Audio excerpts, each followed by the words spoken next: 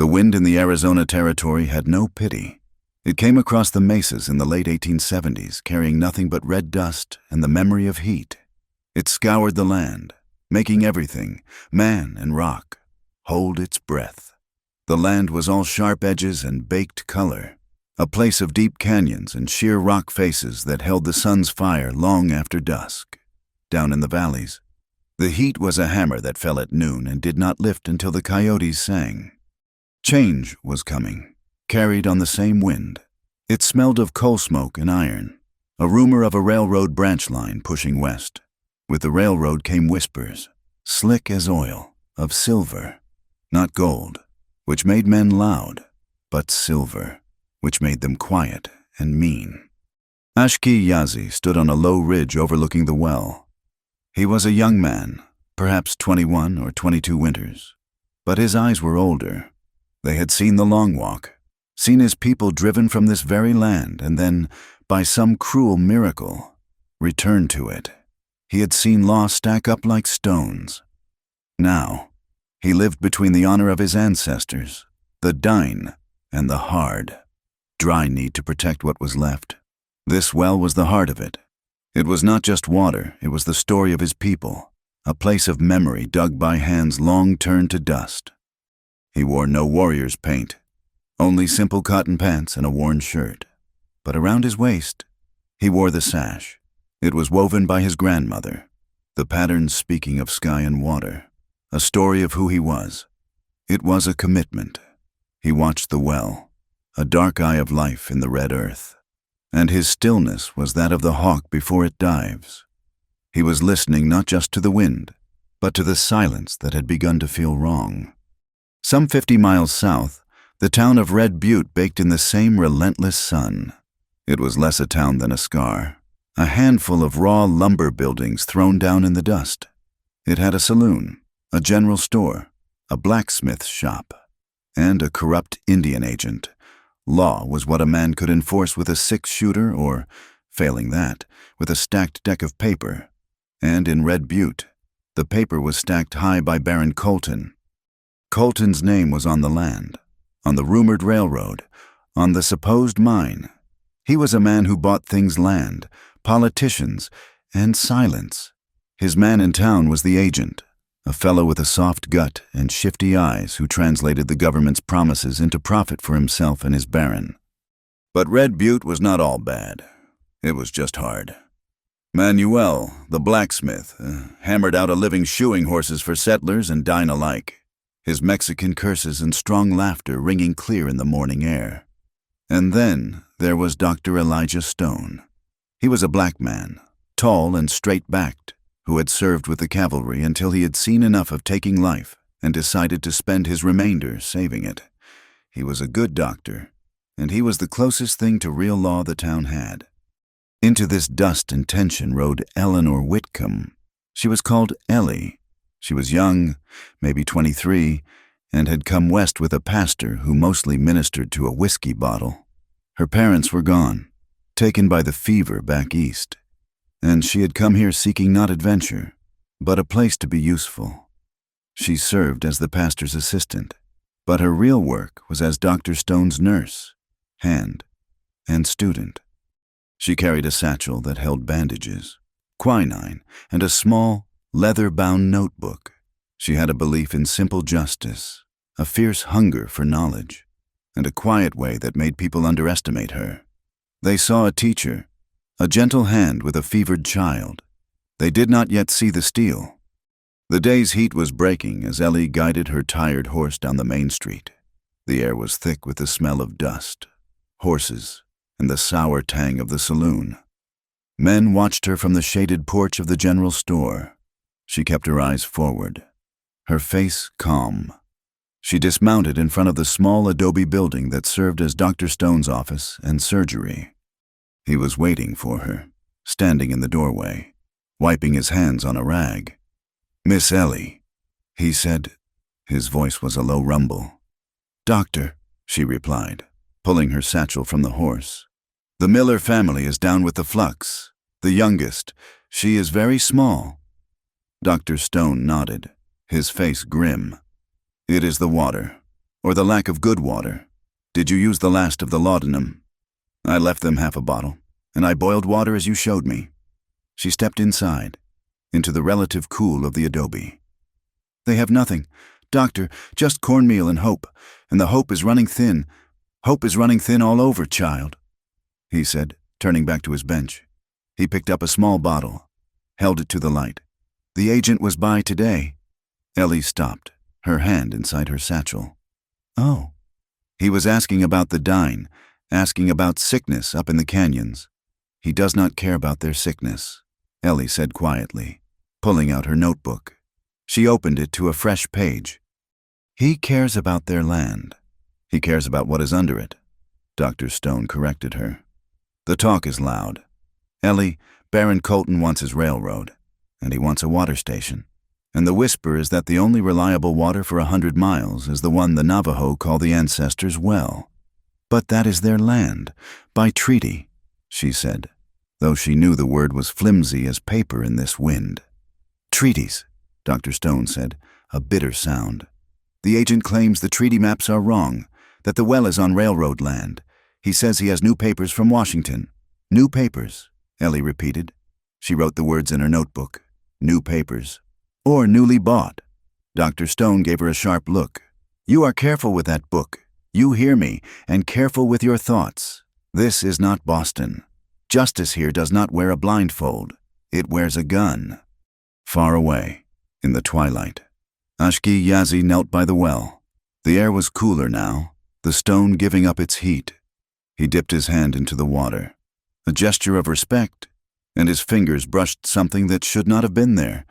It was wood, a small, sharp stake, driven into the mud bank just below the waterline, marked with a red ribbon. He pulled it out. It was new. It was not his people's work. He looked at the small piece of wood in his hand. It was a small thing, but it felt as heavy as a mountain. He looked up, out at the darkening land.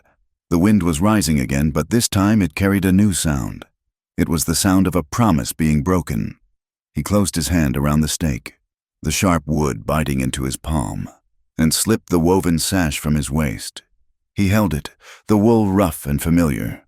It was a promise of his own. He would protect this place. He would protect his people. Ellie, miles away, closed her notebook. She was tired, the dust settling in her throat. She looked at her small stock of medicines. Not enough, never enough. She thought of the sick child, of the agent's smug face, of the rumors of silver. She picked up her pen again and wrote one last line for the day. There is a sickness in this town deeper than the flux. The sun died, bleeding red over the western mesas. The well, the sash, the notebook. The pieces were on the board. The quiet was over. The stake was not the only one. Dawn revealed a dozen more, ugly wooden gashes in the earth, each tied with a scrap of red cloth that snapped in the morning wind. They formed a rough, insulting line straight through the heart of the valley, bracketing the well. Ashki Yazi had watched the sun rise, the wooden stake heavy in his hand. He had not slept. He had watched the stars turn, feeling the old, cold anger that came with memory. The long walk had started with papers, with lines drawn on maps by men who had never seen the land. Now, here were new lines. He was not alone. Several men from his settlement had joined him, their faces set, their hands empty but ready. They stood back from the well, among the reddish boulders, watching. They made no fire, shared no food. They just waited. The sound came around 10 o'clock. It was the complaint of wagon wheels that needed grease, the jingle of harnesses, and the low, coarse laughter of men who believed they owned the ground they walked on. 3 wagons, escorted by 9 mounted men, rolled into the valley. The men on horseback wore repeating rifles in scabbards and pistols belted high. They did not look like railroad men. They looked like the kind of men who guarded cattle drives or, just as often, rustled them. A man in a clean duster coat and a city hat got down from the lead wagon. He unrolled a large sheet of paper, held it against the side of the wagon, and began pointing. directing two other men who carried chains and a tripod. They began to work, shouting measurements back and forth, pounding in more stakes. They ignored the well, but their line was clearly meant to claim it, to draw a new border that put the water on the side of property and profit. Ashki stepped out from the rocks. He walked alone, his grandmother's sash the only bright color on him. He moved with a steady, unhurried pace. He stopped about 30 yards from the man in the duster coat. The laughter and shouting stopped. The men on horseback turned their animals. Their hands, which had been lazy, now rested near their holsters. "This is not your land," Ashki said. His voice was not loud, but it carried in the dry, still air. The man in the duster coat, a fellow with a pale, fleshy face, looked up in annoyance. He squinted at Ashki. "Who the hell are you to say this land belongs to the Arizona Pacific Railroad, by federal charter?" "This land belongs to the dean," Ashki said, his voice flat. "This is our water. It has been our water since the first stories. Your paper is a lie." One of the mounted men, a big man with a red beard and tobacco juice staining his chin, spat. "This here is a $50 a month charter, Injun, and we are paid to protect it. You and yours best move along." He loosened the leather thong on his holster. "We are not moving," Ashki said. He did not look at the man's gun. He kept his eyes on the man with the paper. "There is an agreement. From the soldier chief in the blue coat. He said the well in the valley would be ours, as long as the sun rises." "The sun is rising on a new day, boy," the duster coat man said, rolling up his paper. "And the soldiers are not here. We are. Now get out of our way, or we will move you." "You will not," Ashki said. It was not a threat. It was a statement of fact, as simple and hard as the ground beneath their feet. The red-bearded man pulled his pistol. "I have had enough of this. I am tired of palaver." He did not aim it at Ashki. He aimed it at the sky, just to the side. He was itching, goading, needing the first move to come from the other side. "Put the gun away," a new voice said. It was sharp and clear, and it came from behind Ashki. A dusty buckboard, pulled by a single, sway-backed mule, was rattling to a stop on the faint track that led to the well. Dr. Elijah Stone held the reins, his face a mask of weary disapproval. Beside him, her face smudged with dust and concern, sat Ellie Whitcomb. Her satchel was at her feet. They had been on their way to the small dine settlement, carrying medicine for a new outbreak of fever. Ellie stood up in the buckboard, her hands gripping the seat.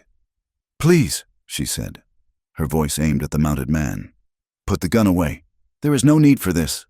The red-bearded man looked at her, then at the doctor. He sneered, but he lowered the barrel of his pistol, though he did not holster it. "This ain't your business, ma'am, or yours, doctor. This is official railroad work. It becomes my business when men pull guns near children," Dr. Stone said, gesturing with his chin. A dine woman and two small children, who had been coming to the well for water, were frozen in fear near the edge of the rocks. Ellie stepped down from the buckboard. She walked steadily forward, placing herself between Ashki and the mounted men. It was a foolish, brave thing to do, and it changed the air. Men were less likely to shoot with a white woman in the way.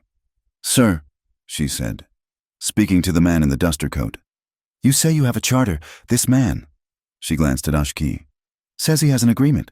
Surely this is a matter for the agent in town, not for guns." Ashki looked at her. He had seen her before, in town, a quiet woman who moved in the doctor's shadow. He had not expected her to speak. The duster coat man saw a chance to look reasonable. "The agent knows all about this, ma'am. This is settled land. We are just marking the boundaries." "Then mark them at a meeting," Ellie pressed, her voice gaining strength. "In town, at the agent's office.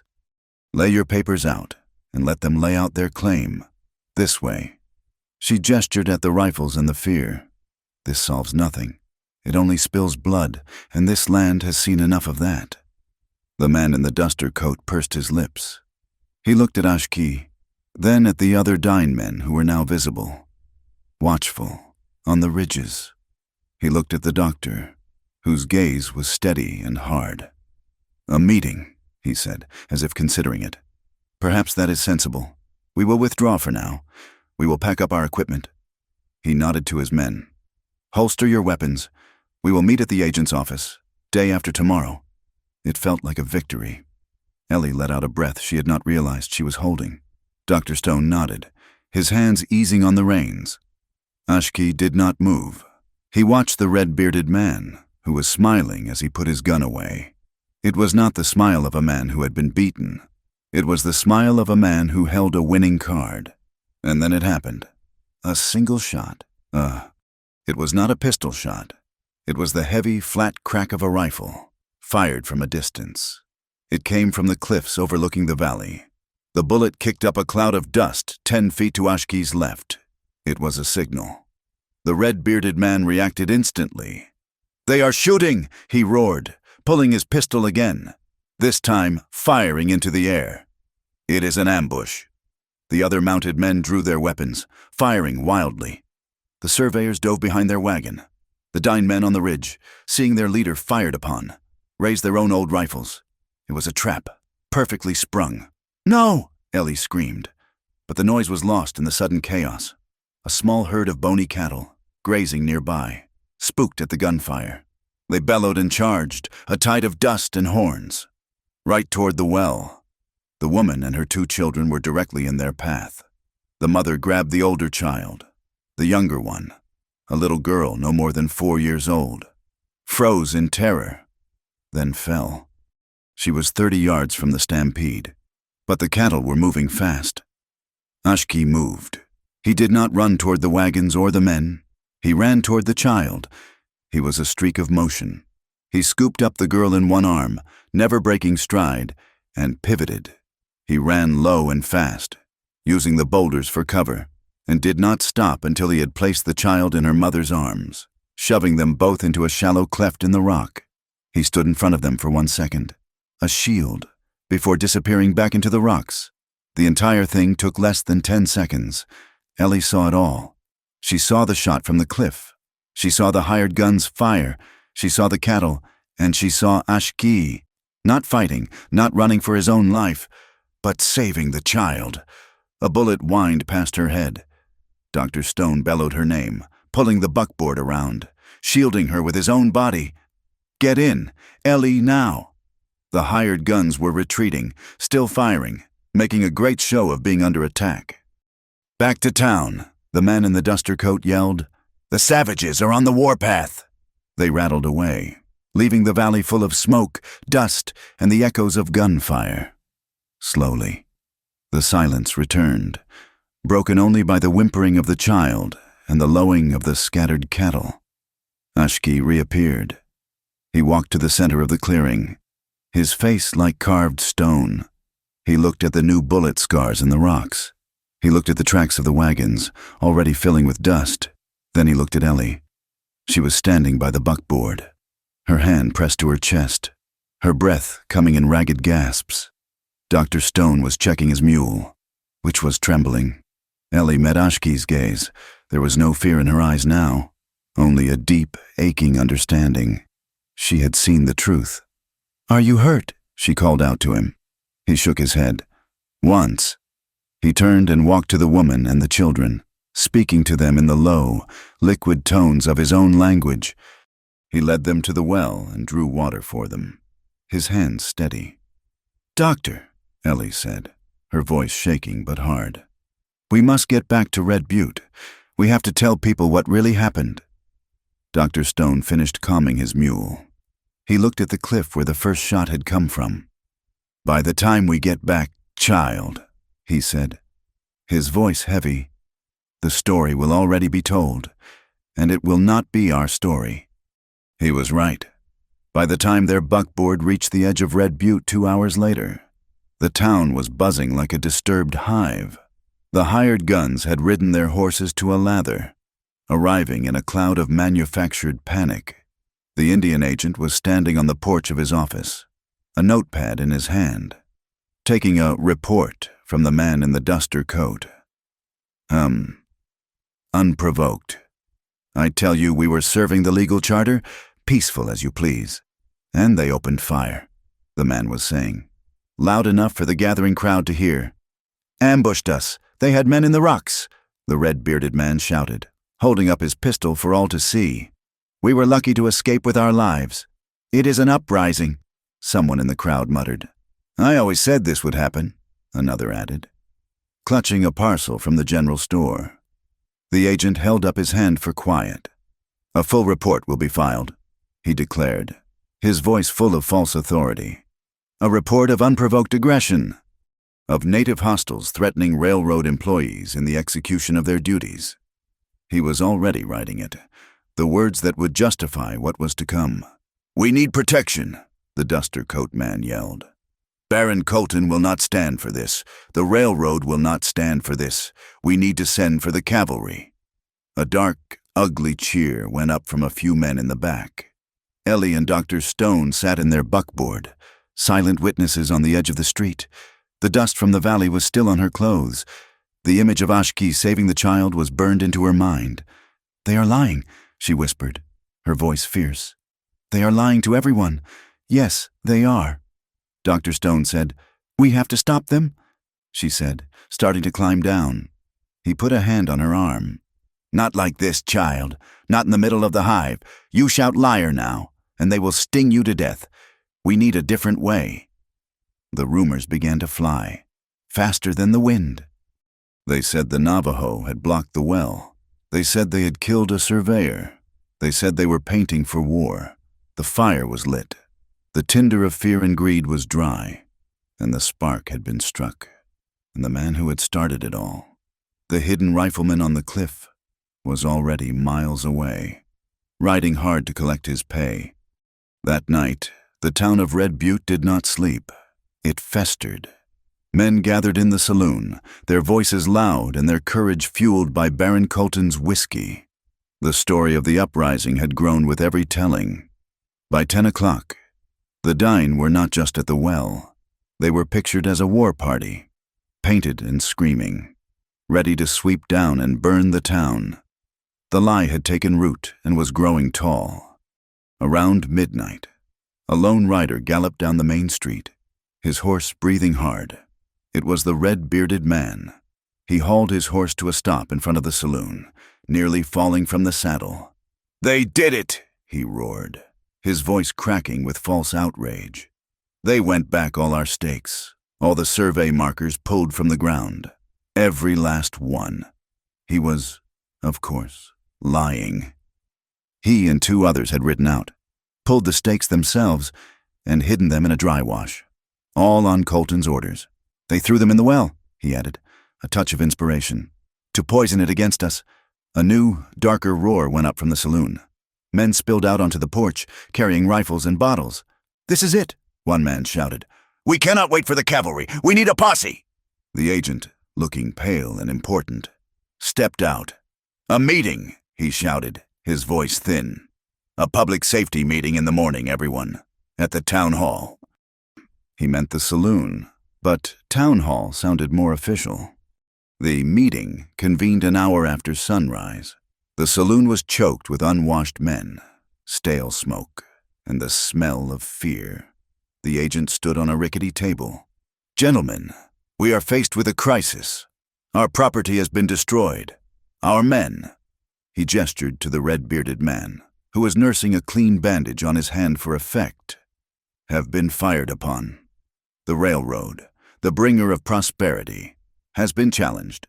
It is time to teach those savages a lesson, the man in the duster coat yelled from the back.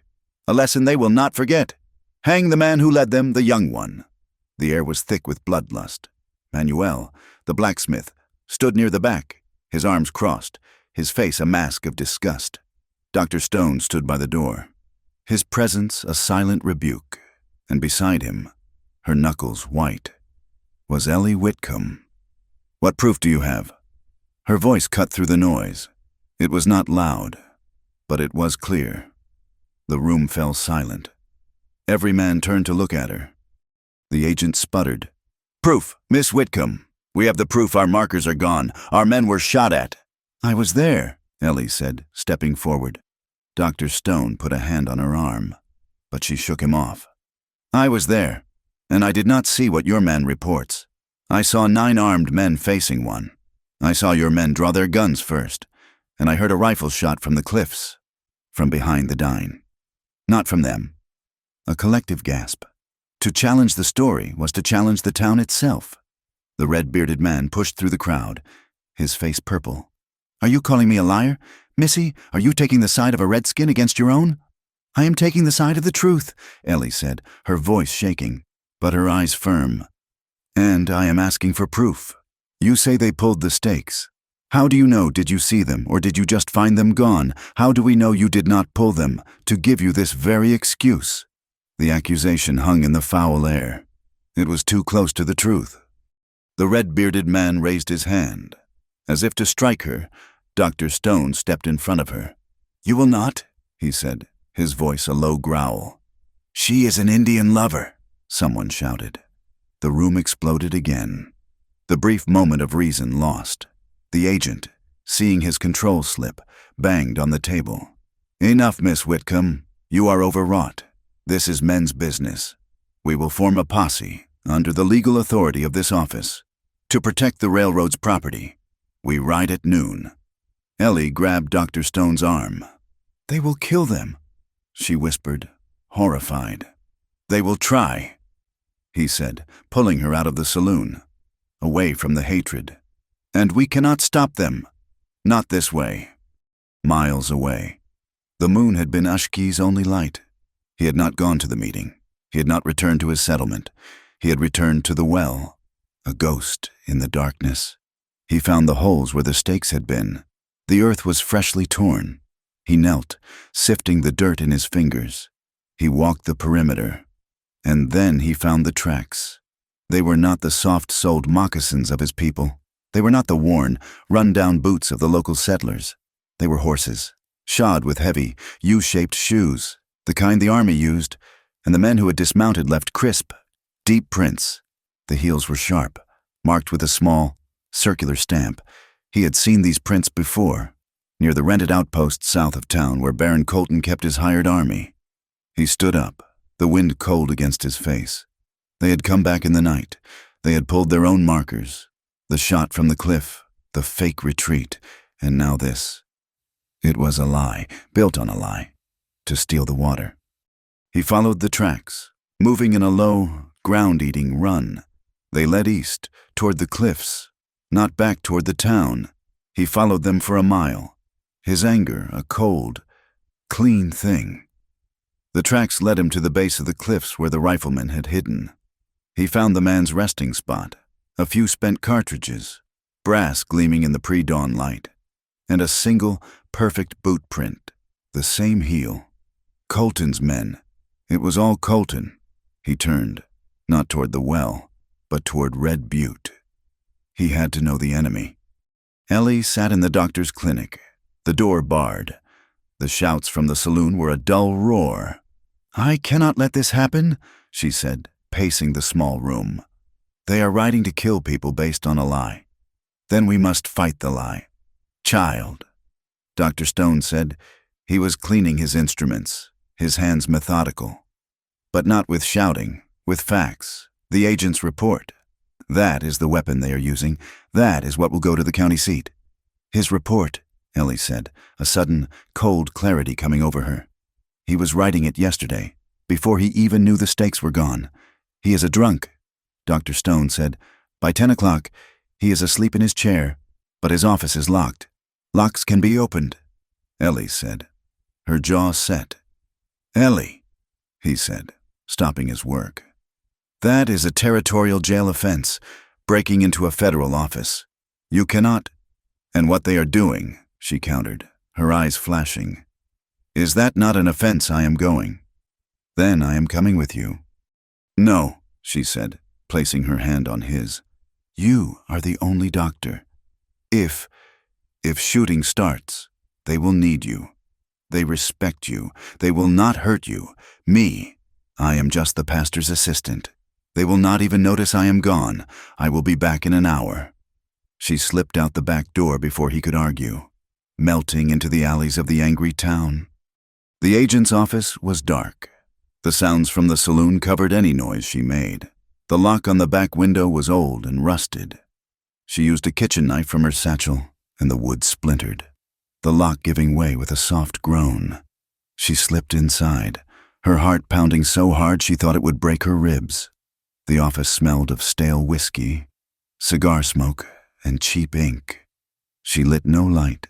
The moon was bright enough. She went straight to his desk. It was a mess. Papers everywhere, bills of lading, whiskey receipts. She saw the official report. It was just as she feared, a complete fiction of an unprovoked attack. But this was not what she was looking for. This was the public lie. She wanted the private truth. She tried the bottom drawer. Locked. It was a cheap tin lock. She jammed the knife in, put her shoulder against it, and pushed. The wood splintered. Inside, beneath a stack of wanted posters, was a leather-bound ledger. Her hands trembled as she opened it. It was not a government book. It was a private account. She read the entries, her blood running cold. Survey team, danger bonus $50. T. Hobbs Redbeard, extra duty, $10. Rifleman, Cliff, $20. It was all there, a meticulous record of the conspiracy. And underneath the ledger, a folded document. It was a map, a crude drawing of the valley, and attached to it, a deed, a land swap agreement. It was dated 4 months ago. It claimed to trade a parcel of worthless alkali flats, federal land. For the uncharted parcel containing the well, it was signed by the agent and by a name she recognized from the railroad charter. The official seal of the territory was stamped on it, but it was blurry. The ink smudged, as if done in haste. This was it, the paper that proved the well was railroad land. It was a fraud. She took the ledger and the deed. She did not bother to relock the drawer. She slipped back out the window, a thief for the truth. She ran, not to the clinic, but to the one place in town she knew would be empty, the old adobe church. Its roof half collapsed, stood at the edge of town. She ducked inside, the dust of years thick in the air. She lit a single candle, her small flame a point of light in the vast, crumbling dark. Now what? She had the proof. But who to give it to? The doctor. They would hang him with her. The sheriff. He was part of the posse. She thought of the man at the well, the man who had run, not for a gun, but for a child. She knew Manuel, the blacksmith. He was a good man. He had a young apprentice, a quiet dine boy who sometimes ran errands for the doctor. She scribbled a note on the back of a receipt. The abandoned church. Bring the man from the well. It is life and death. She slipped out, found the boy, pressed the note and a silver dollar into his hand. Quickly and silently. An hour passed, or maybe it was a minute. Time had stopped. The candle burned low. She heard a sound, a scrape of a boot on stone. He was just there. One moment the doorway was empty. The next, Ashki Yazi filled it. He moved without a sound. He stood in the shadows, watching her. Ellie held her breath. He was not the calm man from the well. His eyes were flinty, hard with suspicion. The boy said you had word. He said. His voice was a low rasp. I do, she said, her voice small. I was at the well yesterday. I saw what they did. I told them at the meeting. I told them they were lying. He moved closer, just a step. They do not care for your truth. No, they do not. She took a breath. They are riding at noon. A posse. They mean to teach you a lesson. We will be ready. He said, No, you do not understand. They will not be alone. Colton's men will be with them. This is the excuse they wanted. We know, he said. But do you know this? She asked. She stepped forward, into the center of the moonlight, and held out the ledger. They pulled their own stakes. To start this, his eyes narrowed. He looked at her, a flash of surprise. You know this? I do not. I suspected. She said, But you do. I saw you leave the meeting and go to your horse. You found something. What was it? He watched her for a long moment, the silence of the ruined church pressing in. Tracks, he said finally. The boots of the men at Colton's fort, not ours. They left a clear trail. Then I have the other half, she said. She held out the ledger. This is their pay book. Rifleman, Cliff, $20. He looked at the book. He could not read the words, but he understood. And this, she said, her voice shaking, holding up the smudged deed. This is the lie they will use in court. He took the map. He stared at it. He traced the line they had drawn, the line that stole the water. He touched the blurry seal. This is the paper. It is a fraud, she said. We have to show it to a judge, a real judge, at the county seat. The county seat is 3 days' ride, he said, his voice flat. We do not have 3 hours. The posse rides at noon. They stood in the moonlight, 2 worlds colliding in a dusty, forgotten building. They will kill you if they find you with these, he said, looking at her, really looking at her for the first time. They will kill your people if I do not, she replied. He nodded, a slow, grim understanding passing between them. We need more than this, he said. Your paper against their guns is not enough. We need the first paper, the true one. The original agreement, Ellie asked. The one you spoke of. It is not on paper, he said. It is in memory. It is held by the grandmothers. But, he paused. The map. The doctor. He once spoke of an old army survey, one made before the railroad, one that shows the true lines. The doctor, Ellie said, hope flaring. Yes, and witnesses. Manuel. He was at the meeting. He heard them. He saw them threaten me. This county sheriff, Ashki said, his mind working. They say he is a hard man, but not Colton's man. He is 2 days' ride, not 3. Then we have to stop the posse, Ellie said. No, Ashki said. We cannot stop them. We can only show them, and the world. He looked at the papers in her hand. You need to hide this. Give it to your doctor. I will go. I will find the old map, and I will find a witness who saw the riflemen on the cliff. They will be at the well, she said, a new, cold fear. You cannot go there. They will expect me at the well, he said. So I will not be there. I will be where they are not, but time is short. Colton will not wait for a posse. He will bring his own army. He turned, and as silently as he had arrived, he was gone. Ellie was left alone, the candles sputtering, clutching the stolen papers that were now the only hope, and the most dangerous things in Arizona. Ellie ran. She did not use the street, but the narrow, dark spaces between the buildings. The sound of the posse, a disorganized rabble of 50 men shouting and waving rifles, faded as they rode foolishly out of town, heading for the well. They rode at noon, just as the agent had promised. She slipped into the back of Dr. Stone's clinic, clutching the stolen ledger and the fraudulent deed. He was there, packing his bag, not with bandages, but with food, a canteen, and a heavy-caliber pistol. They are gone, Ellie said, breathing hard as she barred the door. I saw, he said, a parade of fools led by wolves. He looked at what she carried. You got it. His voice was heavy. Child, you have stolen the snake's venom. Now you must not be bitten. He took the papers from her, his dark hands gentle. This ledger, this deed. He walked to the fireplace, loosened a brick, and slid the documents into the dark, hollow space behind it. It is safe, for now. Ashki is gone, she said. He went to find the true map, the one he says is held in memory. Dr. Stone stopped, his hand on the brick. Memory, he repeated. He is right. That is the first map, but there is another. What do you mean? Before Colton, before the railroad, I was with the army. A surgeon, yes, but I also drew maps. My hand was steady. I surveyed this territory. I drew a map of the valley, of the water, for the army. A map that shows the well clearly on Dine Land. Where is it? Ellie asked, her heart leaping. We can use it.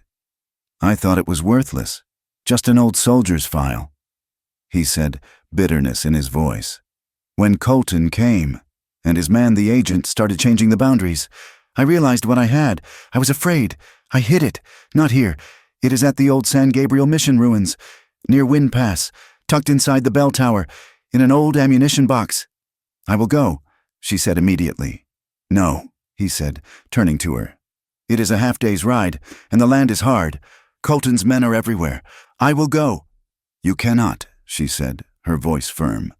You are needed here. If the posse returns with wounded, or if they bring back prisoners, you are the only one who can help. I am small. I am fast. I can take the mule. No one will look twice at me. He looked at her, seeing the steel he had always known was there. He nodded slowly. Wind Pass. It is a dangerous place. The wind does not sleep there. Go, and come back before dark. And Ellie. He handed her his heavy pistol. I pray you do not need this, but I fear you will. Ashki rode north, into the high canyons. He did not follow the trails. He moved over the slick rock, a shadow among the stones, his horse's hooves making almost no sound. He rode toward the place called Rain Rock Gap, a narrow slot canyon where the walls were stained dark from ancient waterfalls. Beyond it, in a small, sheltered valley, lived Grandmother Z. She was not his blood, but she was the blood of the land. She was the one who kept the stories. He found her outside her hogan, grinding corn, her hands moving with a rhythm as old as the stones she used. She was a small woman, so old her skin was a beautiful map of her life. Her eyes, when she looked up at him, were as clear as the high desert air. The wind brought you, she said in their language. I am sorry to disturb you, Grandmother. Ashki replied, dismounting. You are not a disturbance. The land is disturbed, she said. She did not stop her grinding. They have come for the water? It was not a question. Yes, he said. They have paper. They say the well is theirs. Paper, she said. The word was dust. She finished her work and motioned him inside the hogan. It was cool and dark. She brought out a clay jar of water and a small, dry bowl. The water knows the path, she said. It has memory.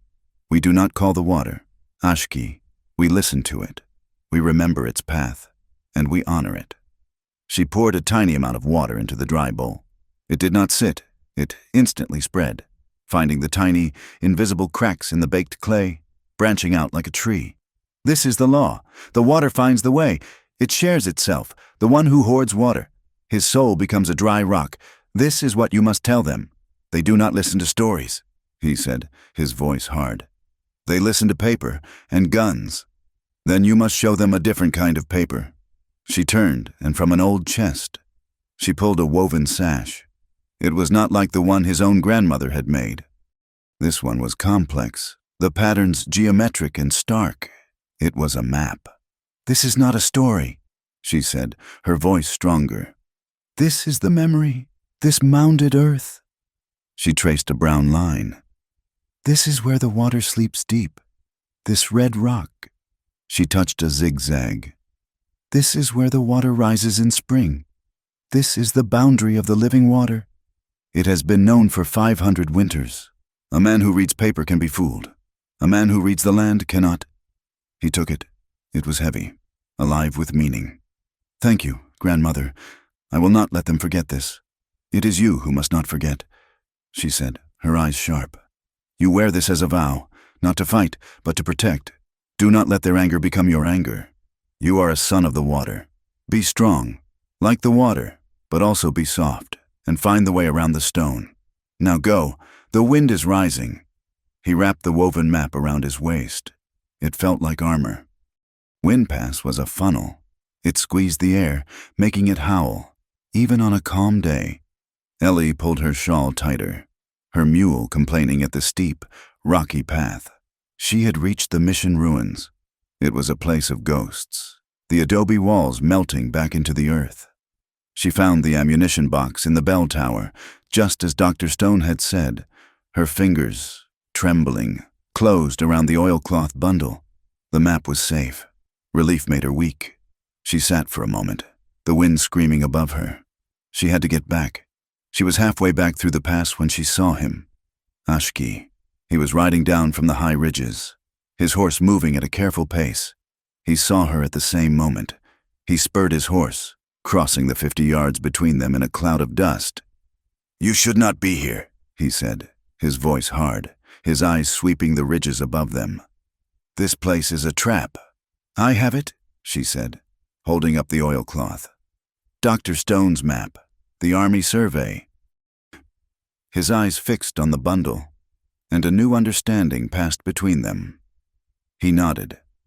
"We must ride. Together. They will be watching the main trails." He had spoken too late. A voice, high and thin, echoed off the rock. "Well, look what the wind blew in." It was the man in the duster coat. He was on a ledge above them, a rifle in his hands. And he was not alone. 4 of Colton's hired guns, including the red-bearded man, moved out from the rocks, blocking the pass in both directions. "The engine," the red-bearded man grinned, his pistol already in his hand. "And the little teacher, this saves us a lot of trouble." "What do you want?" Ellie shouted, her voice small in the wind. "We want the papers you stole. Missy," the duster coat man called down. "And we want him, dead or alive. The agent does not care which." A bullet kicked up dust near Ashki's horse. The animal screamed and reared. "Ride!" Ashki yelled, grabbing her mule's bridle. "To the rocks." He fired the pistol he carried, a small, old weapon. Not at the men, but at the scree slope above them. The bullets were useless against their rifles, but the sound and the impacts on the loose rock started a small slide. It was just enough. They plunged into a narrow cut, a goat path Ellie had not even seen. The hired guns were right behind them, their bullets smacking against the stone. They were pinned. The path ended at a sheer drop. "We are trapped," Ellie cried, clutching the map. Ashki was not looking at the men. He was looking at the sky. His nostrils flared. He licked his finger and held it up. The wind was shifting, turning back on itself, growing thick and yellow. "The sand is coming," he said, his voice calm. "Get your shawl. Tie it around your face. Now." She saw it, a vast yellow-brown wall of dust, a sand squall, rolling up the canyon. "They will shoot us," she said. "They cannot shoot what they cannot see." He said. He grabbed her arm. "This is our only chance. When the wind hits, we ride, not back, but through them. They will be blind. They will be covering their own faces. Trust your mule. Trust me." The squall hit. It was not wind. It was a solid, screaming thing. The world vanished in a suffocating cloud of red dust. The sun was gone. "Now!" Ashki's voice was a roar next to her ear. He fired his last 3 shots. Not at anyone, but in different directions, creating confusion. He spurred his horse, pulling her mule with him. They plunged straight back into the pass. Ellie clamped her eyes shut, her face buried in her shawl. She heard shouts, a panicked curse, a horse's scream. Someone fired a gun. The flash, a dull red spark in the storm. Then they were through. They were riding hard, the storm at their backs, a shield of screaming wind that scoured the land and saved their lives. They reached Red Butte after dark. 2 ghosts covered in a pale red grit. They hid in the warm, sulphurous dark of Manuel's blacksmith shop. The blacksmith gave them water and bread, his face grim. "The town is sick," he said, shaking his head. "Colton has been buying rounds, promising jobs. The agent has posted armed guards." The next day, the town was tense. Colton, seeing his ambush had failed, decided on a different tactic. He organized a shooting match in the middle of the street. It was not a contest. It was a demonstration of power. His hired guns, the red-bearded man chief among them, set up bottles, cans, and pumpkins. They were loud, drunk, and terrifying. They fired their repeating rifles, their pistols, showing the town how much lead they could throw. Ashki watched from the alley between the smithy and the feed store. Ellie was at his side. "That is my rifle," the red-bearded man was bellowing, holding his rifle high. And it is thirsty. It likes to drink from deep, red wells. He laughed, and his men laughed with him. Ashki's hand, resting on the worn knife at his belt, tightened. Every muscle in his body was coiled. He could cross the street in 5 seconds. He could end one of them. "Ashki," Ellie whispered, her hand hovering near his arm. He did not look at her. "This is what they want," she said, her voice quiet but fierce. "They want you to move. They want you to give them the excuse." She used the words he had taught her, the lesson he knew by heart. Honor is not impulse. He let out a very long, very slow breath. The tension did not leave him, but it changed. It was no longer a spring. It was a weight. He unclenched his hand. "You are right," he said. "This is not the fight." That night, they moved. The 2 maps, the woven one and the paper one, were hidden with the ledger, but it was not enough. "We have the proof," Ellie said to Dr. Stone. "Manuel and Ashki." Their small group huddled in the clinic. "But they have the guns. We need the town, the good people." "There are no good people left," Manuel said, spitting. "Only scared ones. Then we must make them brave." Ellie said. She looked at Dr. Stone. "The printer, Mr. Dobbs. He is a scared man, but he is a good one. He prints the newspaper. He will not dare." Dr. Stone said, "He will." Ellie said, "If I show him the ledger?" She went, with Ashki moving as her shadow. The print shop was dark. Mr. Dobbs, a small man with ink-stained hands and terrified eyes, almost slammed the door on her. "Go away, Miss Whitcomb. I am closed." "Please," she said, pushing the door open. Ashki stepped in behind her, filling the room. Dobbs's eyes went wide. "No, I want no trouble." "You already have trouble," Ellie said. She laid the ledger on his desk. "This is Colton's paybook. He is paying the agent. He paid the man on the cliff." Dobbs looked at it, his hands shaking so hard he had to grip the desk. I cannot. They will burn me out. That big man, the one with the beard. He was here today. He said he hoped my family was well."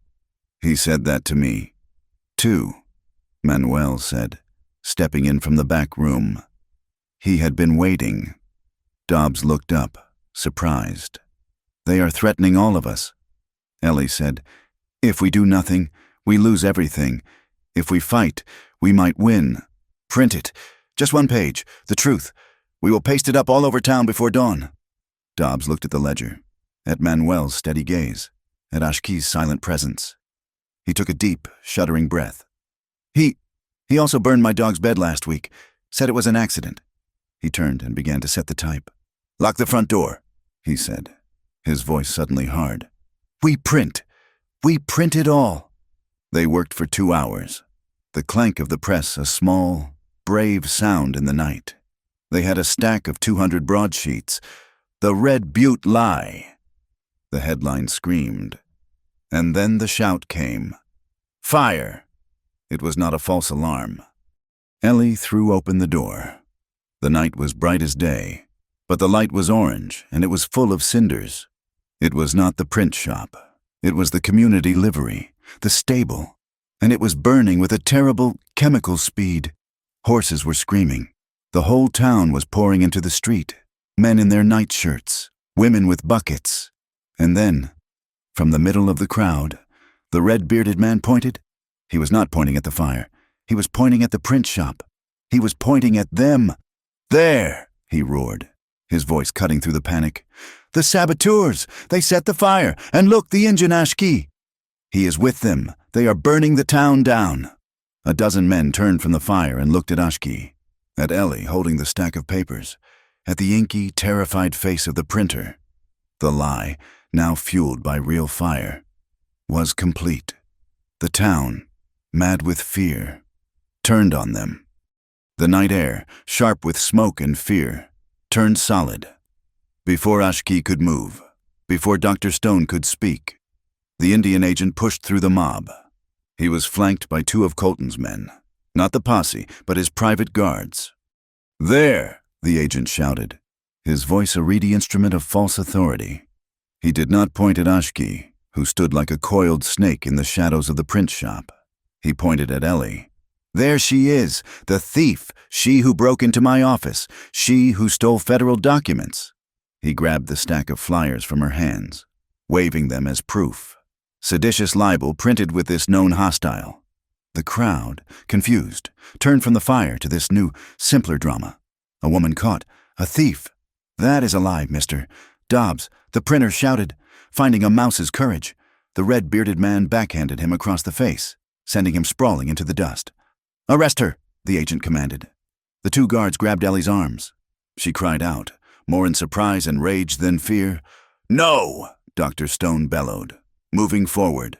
"Stay back, Doctor," the agent warned, his hand on a new, shiny pistol. "You will not interfere with a federal arrest, or you will join her."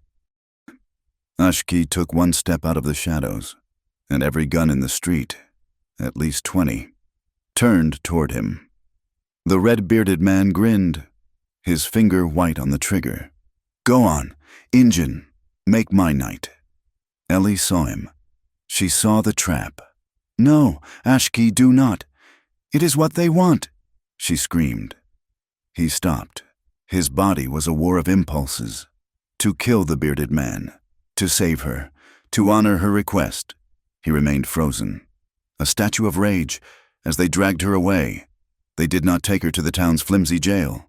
They marched her down the street, toward the South Road, toward Colton's private fort, a repurposed, high-walled adobe compound where he housed his hired army. The crowd watched, silent and ashamed, and then turned back to the burning stable, the smell of roasted horseflesh now a sickening perfume. Ashki melted back into the alley. He was gone. Manuel and Dr. Stone found him an hour later, behind the smoking ruins of the stable. The fire was mostly out. The three men stood in the dark, the only decent men left in a town that had sold its soul. "They have her," Dr. Stone said, his voice a low, grieving rumble. "In his fort. She will not be safe." "It is my fault," Ashki said, his voice raw. "I let them. You did what she asked," the doctor said, placing a heavy hand on his shoulder. "You stayed alive, and now we use that life. We get her back. The fort is walled," Manuel said, the blacksmith's practical mind at work. 10, maybe 12 men. The gate is thick. The lock is a new one, a strong one. "I have seen strong locks," Ashki said. "And I have made them," Manuel replied, a faint, cold smile touching his lips. "I also know how to unmake them. But the walls, it is an old army post," Dr. Stone said quietly. "I know it. I helped build the infirmary. There is a flaw. A drainage culvert on the east side, just big enough for a man, covered by a rusted iron grate." "2 men," Ashki said, looking at Manuel. "You work on the gate, to draw their eyes. I will use the culvert. I will find her." "No," Dr. Stone said. 3 men. That grate will be rusted solid. Manuel has the strength to break it. Ashki has the silence to move inside. And He held up his heavy pistol. "I still know how to shoot. We go together. We get her. And we get the real proof." "We already have the proof," Ashki said. "It is in the wall behind your fireplace." "We have the town's lies," the doctor corrected. "The ledger she stole is Colton's local slush fund. I want his heart. I want the letters. The ones from the railroad barons back east. The ones that prove this goes all the way to Washington. If he is smart, he keeps them close. And that fort is the closest, safest place he has." Ashki nodded. The plan was set. The night was a gaping wound. The 3 men moved under the cover of a rising, angry wind that carried the stench of the fire. They reached the fort's east wall, a black shadow against a sky of cold stars. Manuel put his massive shoulders to the grate. It groaned, a high, thin sound. He stopped. Ashki pulled a small leather pouch from his belt. He took out a bit of deer tallow and, with his fingers, greased the hinges of the grate. Manuel tried again. This time, with a low, tearing sound of rusted metal, it gave way. Dr. Stone went first, then Manuel. Ashki came last, pulling the grate closed behind them. They were in a dark, narrow tunnel that smelled of damp and rats. They moved, one by one, toward the faint light at the other end, emerging in a small, dark alley between the stable and the main house. 2 men were on the porch, their chairs tilted back, laughing, their rifles leaning on the rail. "She is in the old shipping office," one of them said, his voice clear in the still night. "The Baron will want to question her himself when he arrives." Ashki held up his hand, signaling for the others to wait. He picked up a pebble. He tossed it onto the roof of the stable. "What was that?" the first man said. "A rat." The second said, "Relax." Ashki tossed another, harder, against the tin side of a water barrel. "That ain't no rat," the second man said, getting up. "I will check the back." He came off the porch, his rifle in his hand. He walked past the alley, his eyes on the stable. Ashki stepped out behind him. He did not use his knife. He used the butt of his pistol. A single, precise, silent strike to the base of the skull. The man went down like a sack of oats. Ashki caught him, dragged him into the dark, and returned, now holding the man's repeating rifle. The man on the porch was still tilted back. "See anything?" he called. Silence. "Jed!" he called, annoyed. He put his chair down and stood up, reaching for his own rifle. Dr. Stone stepped out of the shadows, his pistol leveled. "I would not," he said, his voice like the grave. The man froze, his hands in the air. They bound and gagged both men in seconds, then moved to the shipping office. It was a solid building, but the lock was simple. Manuel made it his business, and in 10 seconds, the door was open. She was there, sitting on a cot, her face pale but her eyes burning. "Ellie," Dr. Stone breathed, pushing in. She leapt up, not to him but to Ashki, grabbing his arm. "They know, the red-bearded man. He found the printer. They know he printed the flyers. They know he is on our side, and they know about the ledger. They're going back to the clinic." "The clinic is empty," the doctor said. "The proof is safe." "No," she said, her voice desperate. "They are not going for the proof. They are going to wait. For you. It is a trap for a trap." "Then we must go," Manuel said. "Wait," Ashki said. His eyes were on the main house, the duster coat man's office, the heart. "Ashki, no," Ellie pleaded. "We have to run." "He is right," Dr. Stone said, his face set. "If we run now, we run forever. We have 2 minutes." He and Ashki left Ellie with Manuel and crossed the 20 yards to the main house. The door was unlocked. The office was exactly as Ellie had described the agents, but richer, a thick carpet, a heavy oak desk, and on the desk, a metal box, locked. Dr. Stone looked at it. "No time. We have to go." Ashki looked at the desk, at the man's coat on a hook, at the key ring hanging from the coat pocket. He grabbed the keys. The third one fit. He lifted the lid. It was not just a ledger. This one was bound in fine, black leather, and underneath it, a thick sheaf of letters, tied with a ribbon, bearing the embossed letterhead of the Arizona Pacific Railroad. The golden proof. Ashki scooped up the box. "We go." A shot rang out. A third man, one they had not seen, was rounding the corner from the barracks. He had seen Manuel and Ellie. Ashki and Dr. Stone burst from the office, firing as they ran. The fort exploded into a hornet's nest of shouts and gunfire. "To the horses!" Manuel roared, shoving Ellie behind him as he fired an old, heavy-caliber pistol at the man who had raised the alarm.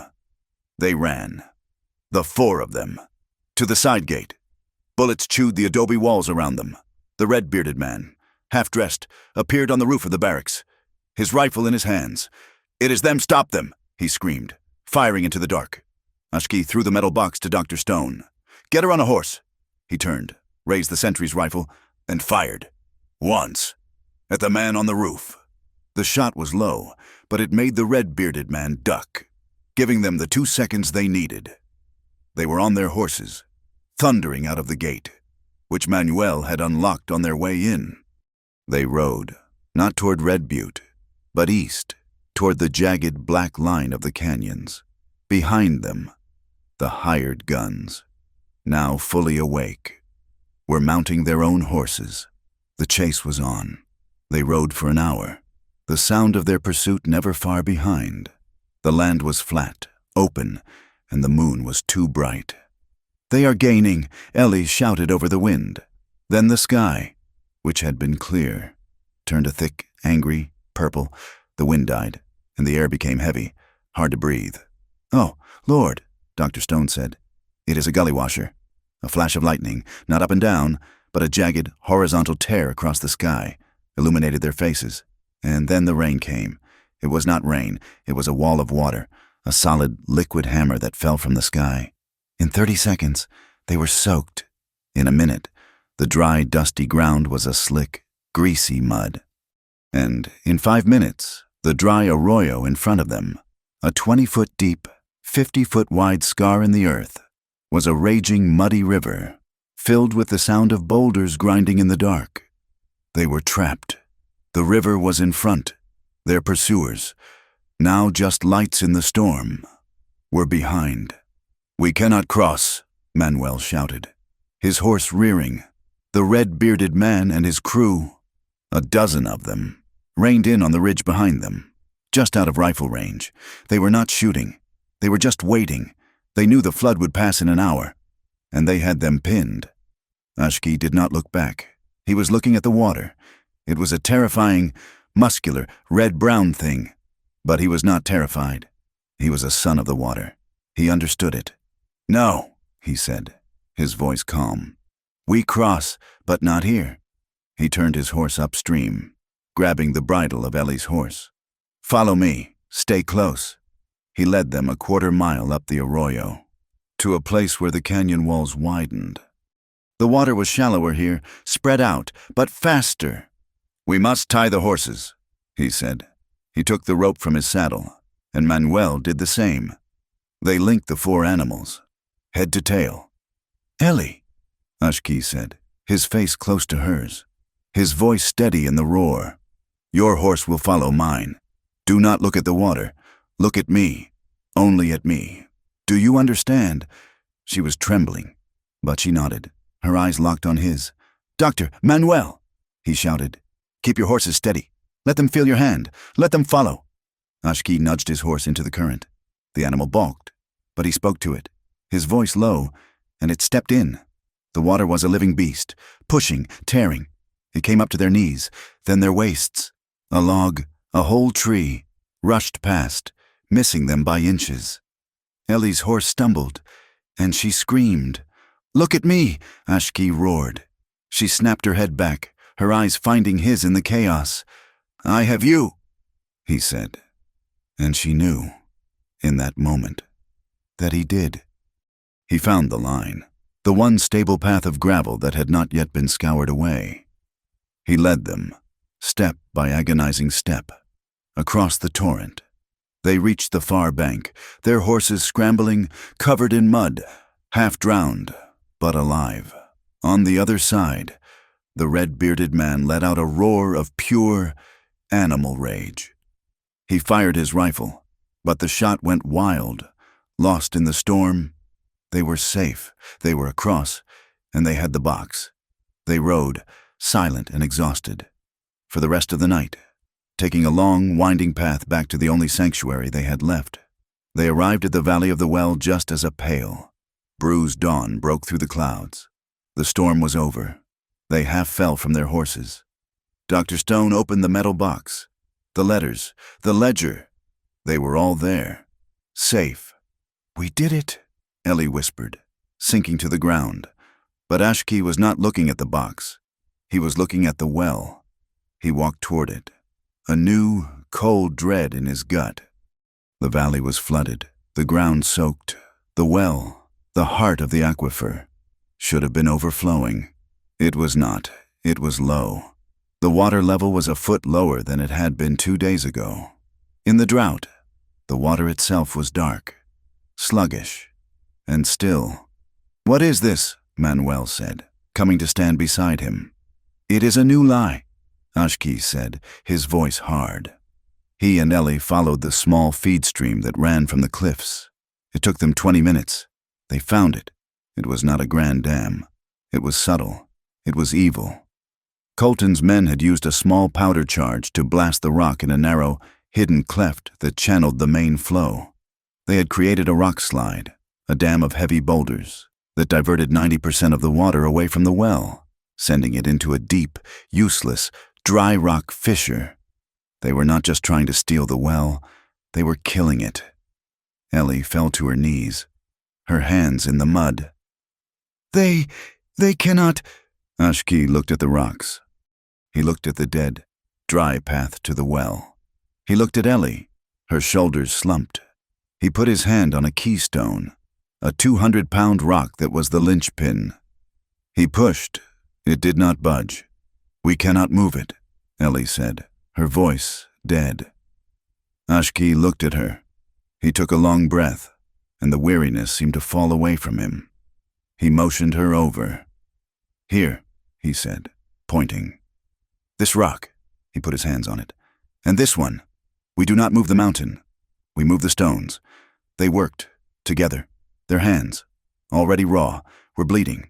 He used his strength, his knowledge of leverage. She used her smaller hands, her quickness, to clear the smaller, binding stones. For an hour, they fought the rock slide. Finally, only the keystone remained. Together, he said. They put their shoulders to it. They pushed. Ellie cried out, a sound of pure effort. The rock groaned, scraped, and then tumbled, with a heavy, satisfying crash. For a second, nothing happened. And then, with a low, happy gurgle, the water came. It burst through, cold and clean, washing over their feet, their legs. They stood in the middle of the new, fast-running stream, soaked to the skin, breathing hard. The water rushed past them, down the channel, to feed the well. Ellie laughed, a sound that was half a sob. Ashki looked up. The sun was not yet risen, but the moon, a perfect, pale crescent, hung in the brightening sky. The desert, washed clean, seemed to take a long, deep breath. It is alive, Ellie whispered, looking at the water. It was always alive, Ashki said. It was just waiting. He heard the sound of a horse, ridden hard. He grabbed his rifle. It was a boy from his settlement, the same one who had delivered Ellie's note. He reined in his horse, his eyes wide. Ashki, he panted. You must hide. Baron Colton is here. He is in Red Butte. He is like a madman. He has put a price on your head. $1,000. $1,000. It was more money than anyone in the territory had ever seen. And, Ashki, the boy was almost crying. He has sent a telegram to Tucson. He has hired the regulators, the ones they call the Tucson 3. They are coming on the next train. They will be here in 2 days. Ashki looked at Ellie. She looked at him. They had the proof. They had the water. But they had just run out of time. The final bloody hand had been dealt. The 2 days that followed were a waking dream, a blur of motion, planning, and a thick, choking adrenaline. The news of the Tucson 3, the hired regulators, had settled over the small group at the well like a death shroud. $1,000. It was enough to bring every greedy, desperate man for 100 miles. And the Tucson 3, they were not greedy. They were just death, packaged and sold. Dr. Stone and Manuel had ridden out, not to Red Butte, but to the surrounding, scattered settlements. They carried the black metal box, showing the letters and the ledger to the few honest ranchers, the small miners, the families who had also felt the sting of Baron Colton's power. They were gathering not an army, but witnesses. They were building a barricade, not of stone, but of community. This left Ashki and Ellie at the well. They were not alone. 3 families from Ashki's clan had moved into the valley, not as warriors, but as keepers. They set up their hogans, their sheep grazing on the new, damp grass. They were the living proof of the land's memory. They were the home Ashki had spoken of. But the tension was a physical thing.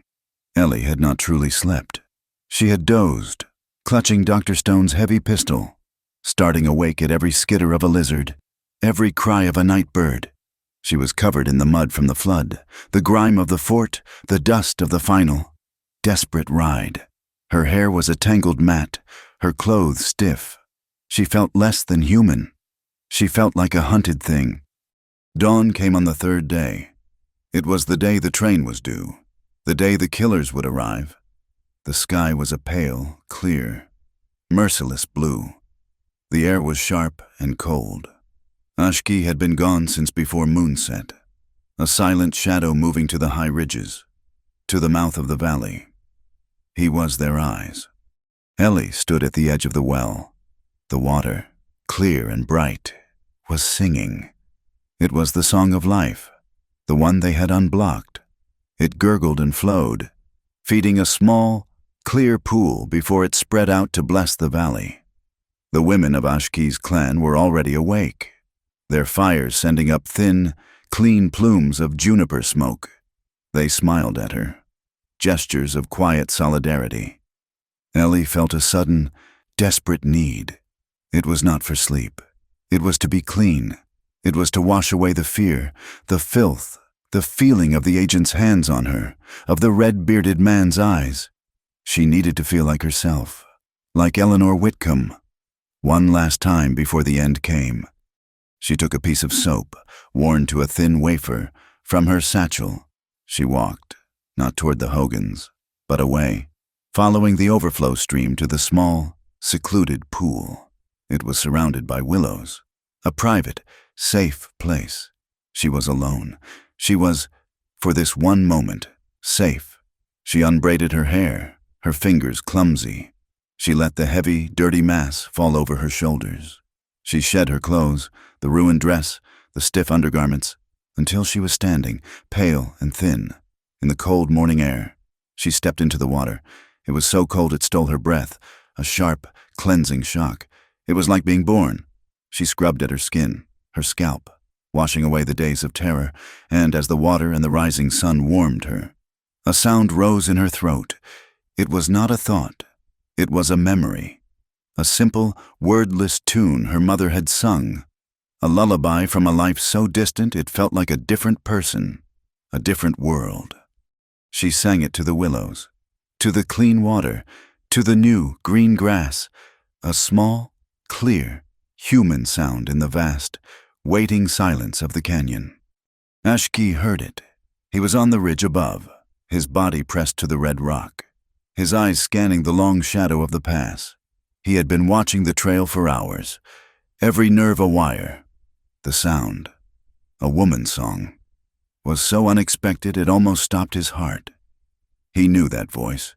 He moved, not a man walking, but a shadow flowing over the rock.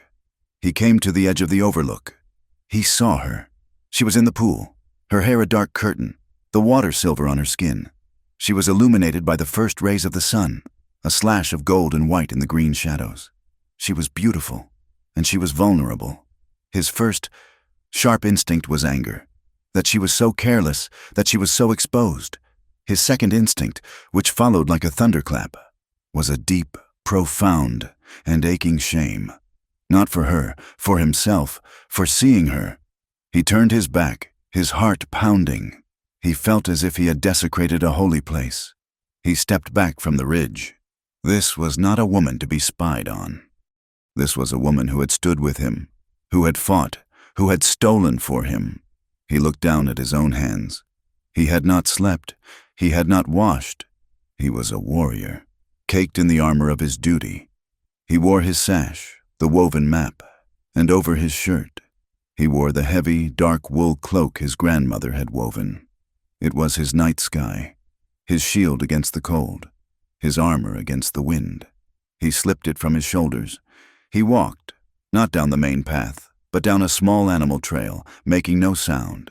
He did not go to the pool.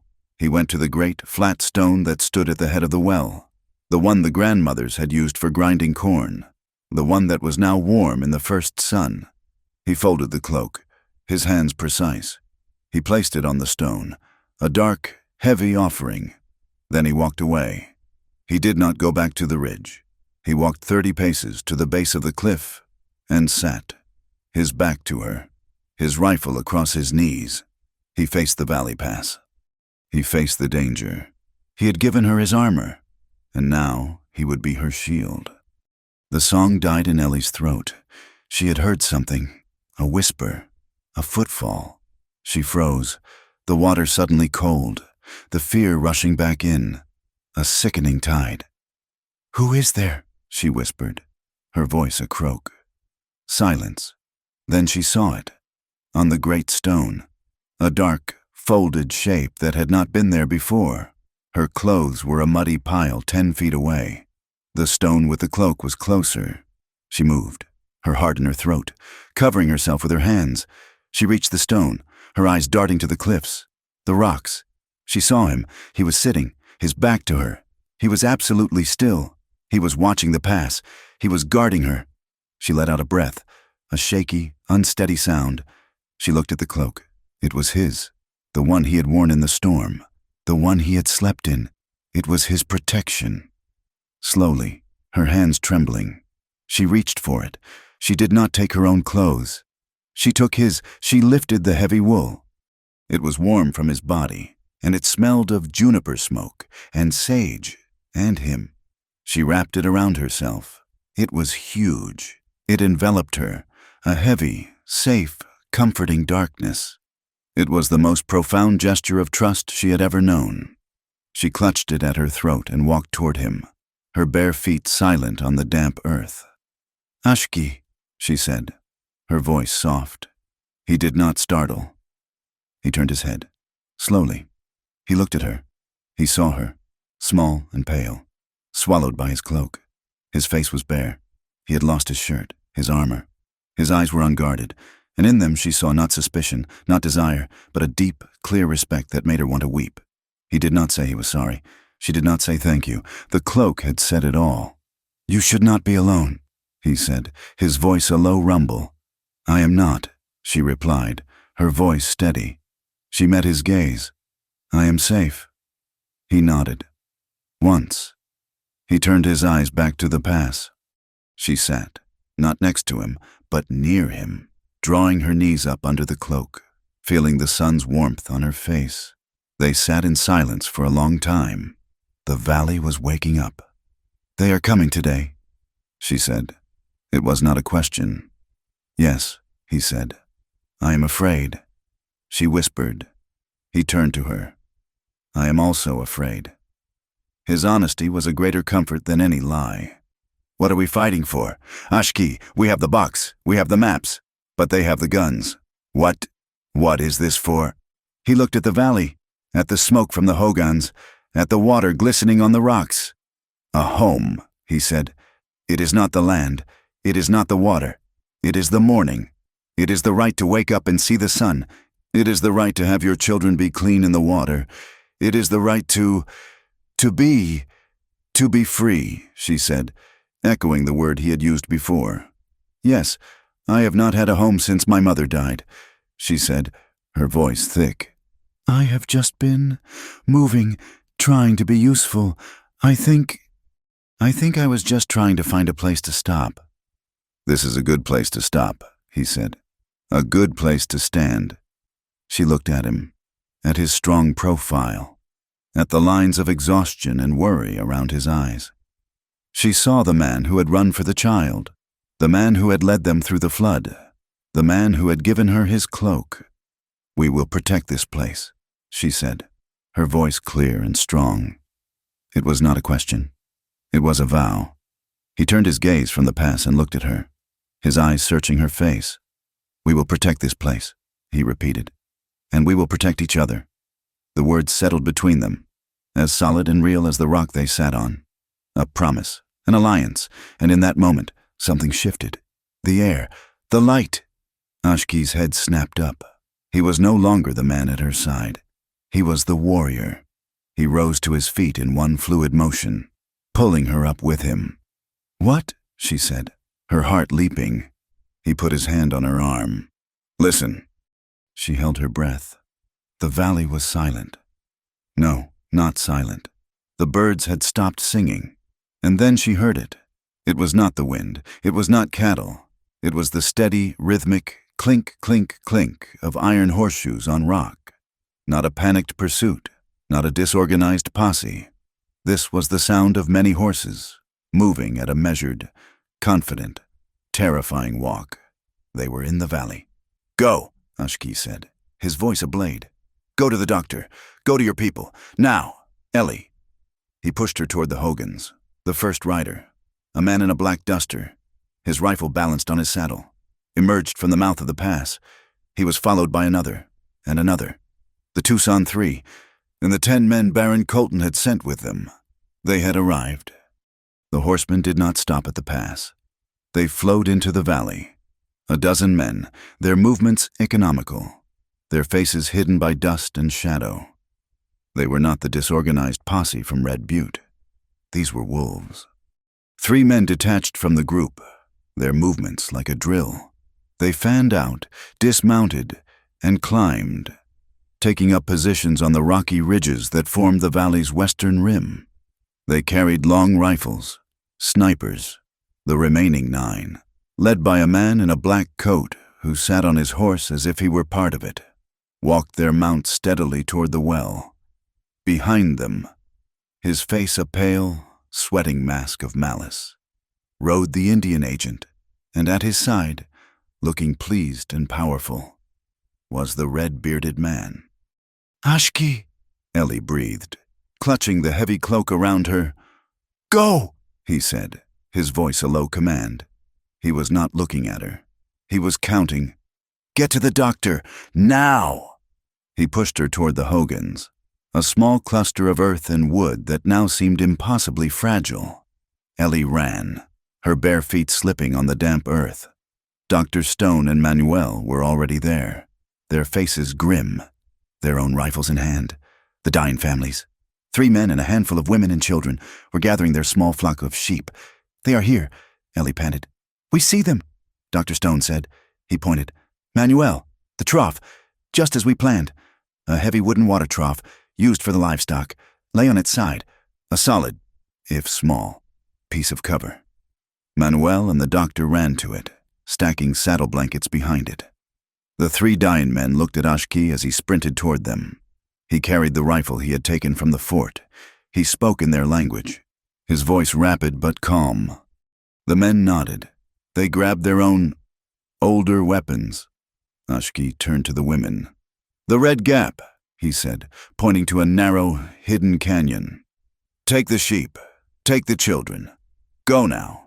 Do not stop until you are in the deep rocks." The women began to move, their faces terrified but their actions efficient. Ellie, her own clothes now bundled under her arm, stood frozen for a moment. She was a liability. She had no gun, no skill. No, she had a voice, and she had the ledger, the black one, which Dr. Stone had just handed her from his saddlebag. She tucked it inside her dress, a cold weight against her skin. "Ellie," Dr. Stone called, his voice sharp. "Get behind the trough, that is the aid station." She looked at Ashki. He was checking his rifle. He looked up, his eyes meeting hers. He nodded. "Once, protect each other." But Ellie saw the women and children, huddled, moving slowly.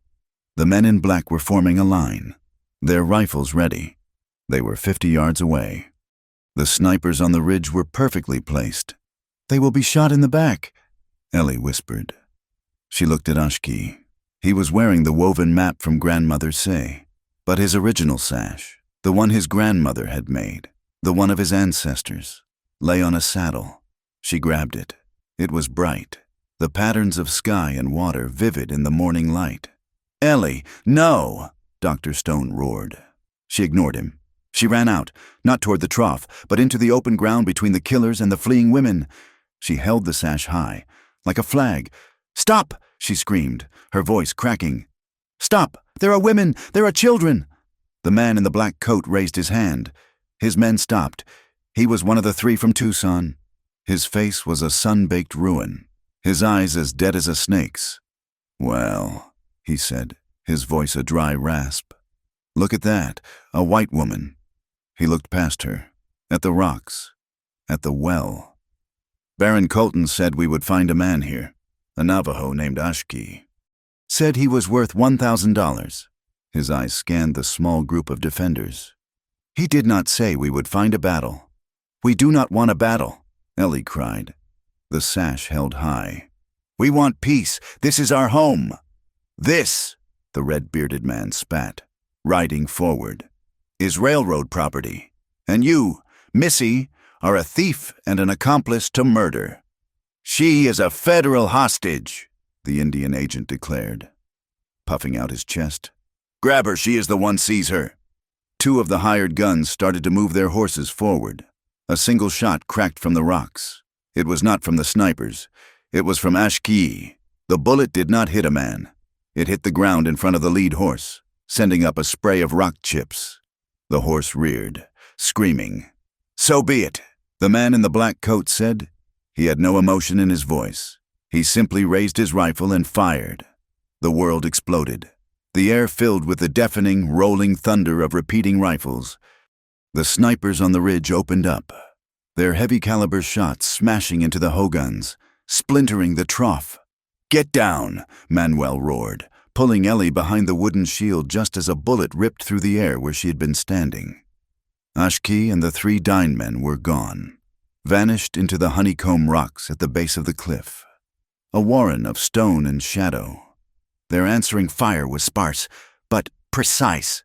The sheep, one of the hired guns yelled, pointing at the fleeing women. The man in black, the regulator, shook his head. Leave them. The snipers have the valley. Pin the men in the rocks. The rest of you, with me. We burn the camp. We take the well. And the girl, the agent shrieked. The girl is irrelevant, the regulator said, and spurred his horse forward. The battle was a chaos of noise and smoke. Ellie, her ears ringing, huddled behind the trough. Dr. Stone was already working on one of the Dine men, who had been hit in the arm. They are too many, Manuel said, firing his own rifle over the top of the wood. We cannot hold them. The air changed. It was not a gradual shift. It was as if a door had been slammed. The wind, which had been a breeze, suddenly roared, a solid, physical force. It came up the pass, thick and yellow, a blinding, choking wall of sand. The sand squall. It hit the valley in less than a minute. The world was gone, replaced by a screaming, yellow-red darkness. Visibility dropped to 5 feet. The gunfire, confused, sputtered and slowed. It is the ancestors, Manuel yelled, a strange, fierce joy in his voice. The land, it fights with us. Men were coughing, horses screaming. The hired guns, caught in the open, were blind. It is our shield, Dr. Stone called out, his voice muffled by the cloth he had tied around his face. Through the howling wind, Ellie saw movement, a shadow. Ashkee. He was not in the rocks. He was running, low, toward the cliff face, using the storm as his cover. Ashkee, she called. He turned. He was a creature of the storm, his eyes the only thing visible in the swirl of dust. He pointed up him, at the honeycomb cliffs that rose above them. Then he put his hand to his ear and pointed at the ridge where the snipers were. He was going after them. He did not run. He climbed. He moved up a section of the cliff that looked sheer, impossible. But he knew the handholds. He knew the path. He was a spider on the wall, and in seconds, the storm had swallowed him. Ellie turned her attention back to the trough. The regulator and his men had dismounted, their horses tied, and were advancing on foot, dark shapes in the howling dust. Hold your fire, Dr. Stone ordered. Let them come. Wait until you see their faces. The fighting was now at close quarters, a terrifying, blind mess.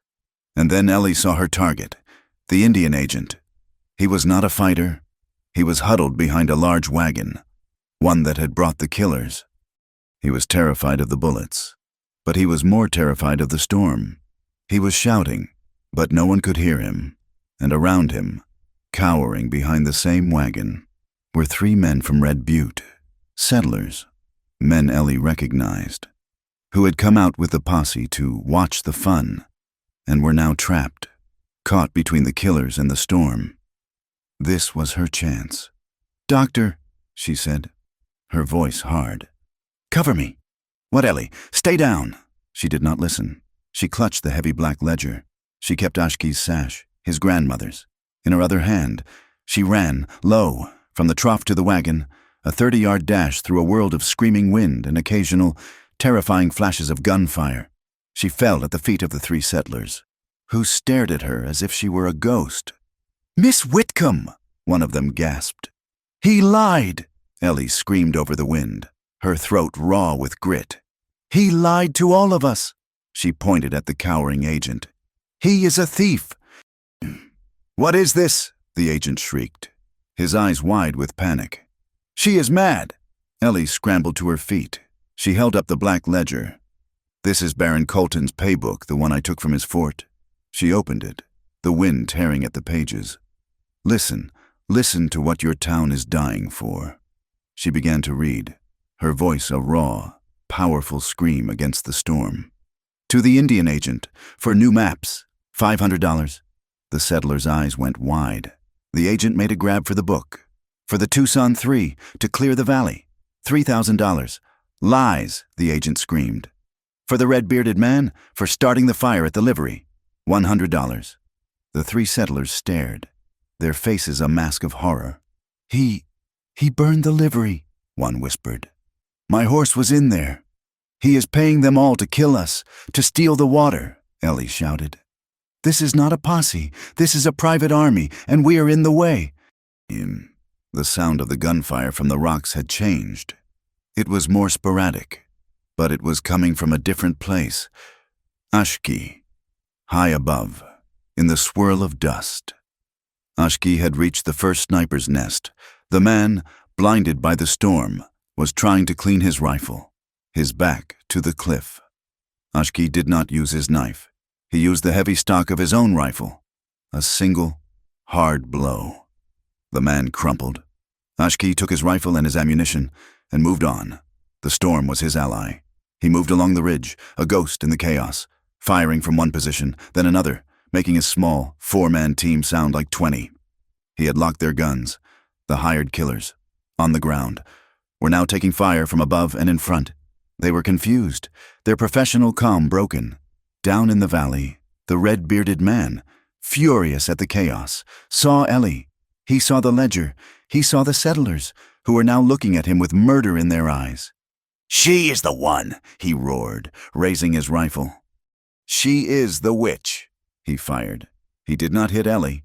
He hit the man who had owned the horse, the settler, who had stood up, his face a mask of rage. The man fell, a look of disbelief on his face. That is enough," Dr. Stone said. His voice was not loud. It was deadly. He rose from behind the trough, his heavy army pistol in his hand, and fired. Once. The red-bearded man's shot went wild. He grabbed his shoulder, screaming, his rifle falling into the dust. At that exact moment, the wind died. It did not taper off. It stopped, as if a switch had been thrown. The dust, in a second, began to settle. The valley was revealed. The defenders, bloody but alive, were at the trough. Ashki was on the ridge, a grim king. The hired guns were caught in the middle, exposed, their leader wounded. The man in the black coat, the regulator, showed no panic. He raised his hand. "Enough," he said, and into this silence, a new voice screamed. "Baron Colton." He had been watching from the pass, from a safe distance, in a fine carriage. Now he rode forward on a horse, his face purple with rage. He had seen his army falter, his plans exposed. "What are you doing?" he bellowed. "This is not a conversation you are paid to kill. Kill them all." The regulator looked at him with cold contempt. "The situation has changed." "I will change you," Colton shrieked. "Burn them out if you will not shoot. Then burn them, burn the camp, burn the well." He grabbed a torch from a sconce on his own carriage. He rode to the nearest hogan, a simple shelter of wood and earth, and threw the torch on the dry roof. The red-bearded man, clutching his arm, saw his master's intent. He, too, grabbed brush. "Burn it!" he roared to the other men. "Burn the nest!" The hired guns, confused, looked at the regulator. "He is mad." The regulator said, quietly, But it was too late. The red-bearded man and two others, loyal to Colton's money, were setting fires. The dry brush, the hogans, the small stores of water in their barrels, they all went up. A new kind of smoke, thick and black, began to fill the valley. Ellie, her voice gone, watched in horror. "No," she whispered. "The water." The fire was not just a fire. The hogans, built with pitch and juniper, sent up a plume of oily, black smoke, a signal fire that rose high into the now calm air. It was a column of pure, black despair. "He has done it," Dr. Stone said, his voice dead. "He has destroyed it all." But Ashki, on the ridge, was not looking at the fire. He was looking at the pass. He was smiling. He put 2 fingers to his mouth and let out a sharp, piercing whistle. From the mouth of the pass, a new sound came. Not gunfire, not the wind. It was the clear, sharp call of a cavalry bugle. A line of 20 men in dusty blue uniforms, led by a man with a heavy, gray mustache and a county sheriff's star, rode into the valley. They did not ride to the well. They rode and formed a line between Colton's men and the defenders. "Baron Colton," the sheriff's voice boomed, clear as a bell in the sudden, smoky silence. "By the authority of the County of Arizona, you are under arrest for attempted murder and incitement to riot." Colton stared, his face a mask of disbelief, as the column of black smoke, the signal he had lit himself, rose to the heavens. The black, oily smoke was the first thing the sheriff addressed. "Put it out," he growled, and 4 of his deputies, armed with buckets from their own supply wagon, went to work, smothering the burning hogans. The fire Colton had lit as a beacon for his rage had instead been a signal of his own defeat. Sheriff Thompson, a man whose face was a map of hard sun and harder decisions, swung down from his horse. He did not look at Colton, who was still sputtering, his face a mask of apoplectic fury. He did not look at the regulator in the black coat, who was calmly, almost lazily, emptying his rifle and placing it on the ground. The sheriff looked at Dr. Elijah Stone. "Doctor," he said, a simple greeting that spoke of a long and weary acquaintance. "Sheriff," Dr. Stone replied, his own pistol now resting at his side. "It seems you have had a busy few days." "You could say that," the doctor said, gesturing to the wounded settler. "And it is not over." "No," the sheriff agreed. "It is not." He turned to the valley at large. His 20 men, a tough professional patrol, had formed a wide, unbreachable circle. They were not posse men. They were law. "This is not a battlefield," the sheriff announced, his voice carrying over the crackle of the dying fires. "This is a crime scene." Or rather, several of them. He pointed to his sergeant. "Disarm them. All of them." The blue-coated deputies moved. They took the rifles from Colton's men, who were now sullen and leaderless. The red-bearded man, clutching his bleeding shoulder, cursed, but gave up his pistol. The 3 regulators, including the one in the black coat, handed over their weapons as if they were nothing but tools, their job now finished. Then the sergeant, a wary man with a kind face, walked toward Ashki, who stood on the ridge. Ashki had not moved. He watched the sergeant approach, his rifle held loosely at his side. "Son," the sergeant said, "the sheriff said all—" Ashki looked down at Dr. Stone. The doctor nodded. "Once." Ashki uncocked the rifle. He did not hand it over. He laid it gently on the rock in front of him, a gesture of conditional trust. The sergeant nodded and turned to Manuel and Dr. Stone. They, too, laid their weapons on the trough. "Good," the sheriff said. He pointed to a heavy, flat-topped boulder near the well, the same one where Ashki had left his cloak. "My desk." He had his men bring a camp table and 2 chairs from his wagon. He placed them by the boulder.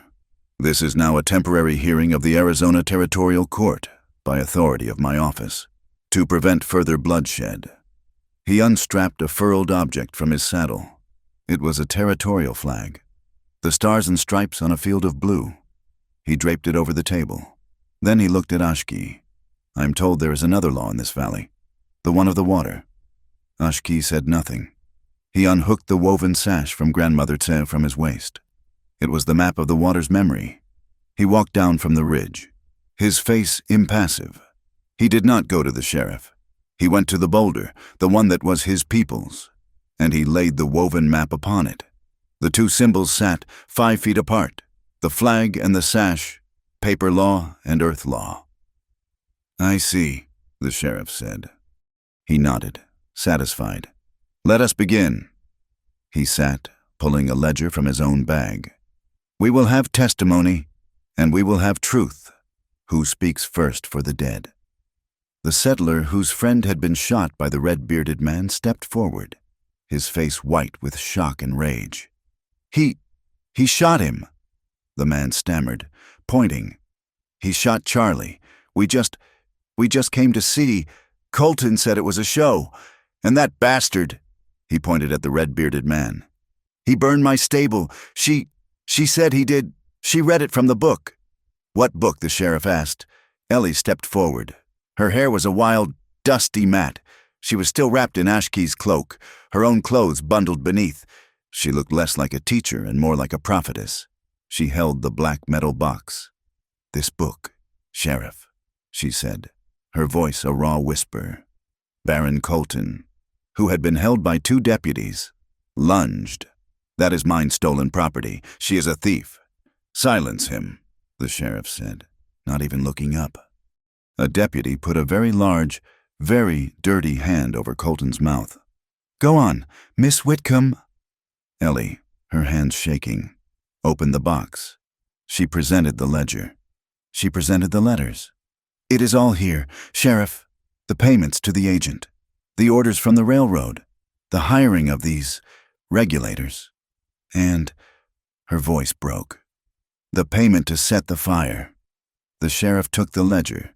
He read a full minute, his face growing harder with every line. "This is a start. Who else?" "I speak," said Manuel, stepping forward.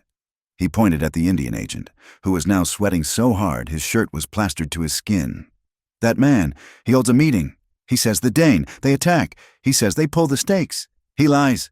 His own men pulled the stakes." "How do you know?" the sheriff asked. "Ashke saw the tracks," Manuel said. "And I saw his face. It was the face of a man who builds a poor fire. It needs too much wind." The printer, Mr. Dobbs, was next, pushed forward by Dr. Stone. He threatened me, Sheriff, the red-bearded man. He threatened my family because I would not print his lies. And then Miss Ellie came. We printed the truth." He held up a copy of the singed broadsheet he had saved. "The Red Butte Lie." The sheriff took it. He read it. He looked at the ledger. "They match." He looked at the Indian agent. "You have a lot to answer for, sir, starting with this." He held up the smudged, fraudulent land swap deed that Ellie had also taken. "This is a poor forgery. I've seen better on a $2 poker table." "It is official," the agent shrieked, finding his voice. "It is a legal charter. The well is railroad land." "Is it?" the sheriff said, his voice dangerously quiet. "Dr. Stone, you were Army, were you not?" "I was. Sheriff," Dr. Stone said. He stepped forward and from his own bag, he unrolled the oilcloth bundle. He laid his own map, the old Army survey, on the table. "This is a map I drew in 1868 for the United States Army, before any railroad charter. As you can see, the boundaries of the Dine Reservation are clearly marked, and the well, which we called Ancestors' Spring, is 5 full miles inside that line." The sheriff studied the map. He looked at the woven sash on the boulder. "They are the same," he said, a note of wonder in his voice. He looked at Ashke. "Who wove this?" "The one who remembers." Ashke said, "I would hear from her." Ashke turned and walked to the hogan that had not burned. He returned a moment later, leading Grandmother Tse. She was not afraid. She had seen men like this her entire life. She looked at the sheriff, at Colton, and then at the well. "She speaks only the truth," Ashke said. "Then ask her," the sheriff said, "to tell me about the water." Ashke spoke to her in their language. She listened. Then she replied, her voice a soft, dry rustle, like leaves. She says, Ashki translated, his voice clear, that the water does not belong to the paper. It does not belong to the flag or to the sash. The water belongs to the thirst. It belongs to the children and the sheep and the corn. She says this well is the heart of the valley. And when you cut a heart, the land dies. She says her grandmothers taught her the one. Great law, you do not hoard the water. You share it, or it turns to poison in your mouth. A deep, profound silence fell over the valley. The only sound was the crackle of the embers. She is a pagan savage, Colton screamed, his voice cracking. Are you going to listen to this witch? I reckon I am, Baron, the sheriff said, his voice cold. Seems to be the only person here who is not lying for money. He looked at the crowd.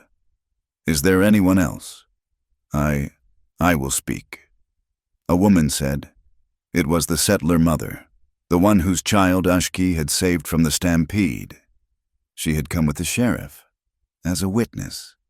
That man, she said, her voice shaking, pointing at the red-bearded man. He and his friends, they fired first. They started it. They ran their cattle at us. She began to weep.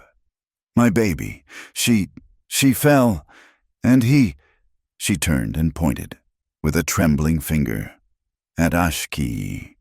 He saved her. He ran into the bullets and the cattle, and he saved my baby. He is not a savage. He is a better man than any of you. The sheriff looked at Ashki. He looked at Baron Colton. It was over. Colton knew it. He saw the faces of the settlers. He saw the sheriff's hard eyes. He saw the regulators, who were now standing apart, neutral, their contract clearly over. With a scream that was pure animal, he broke free. The deputy had relaxed his grip. Colton grabbed the deputy's pistol from its holster. He did not aim at the sheriff. He did not aim at Ashki. He aimed at Ellie. You! He shrieked. This is all you! He fired.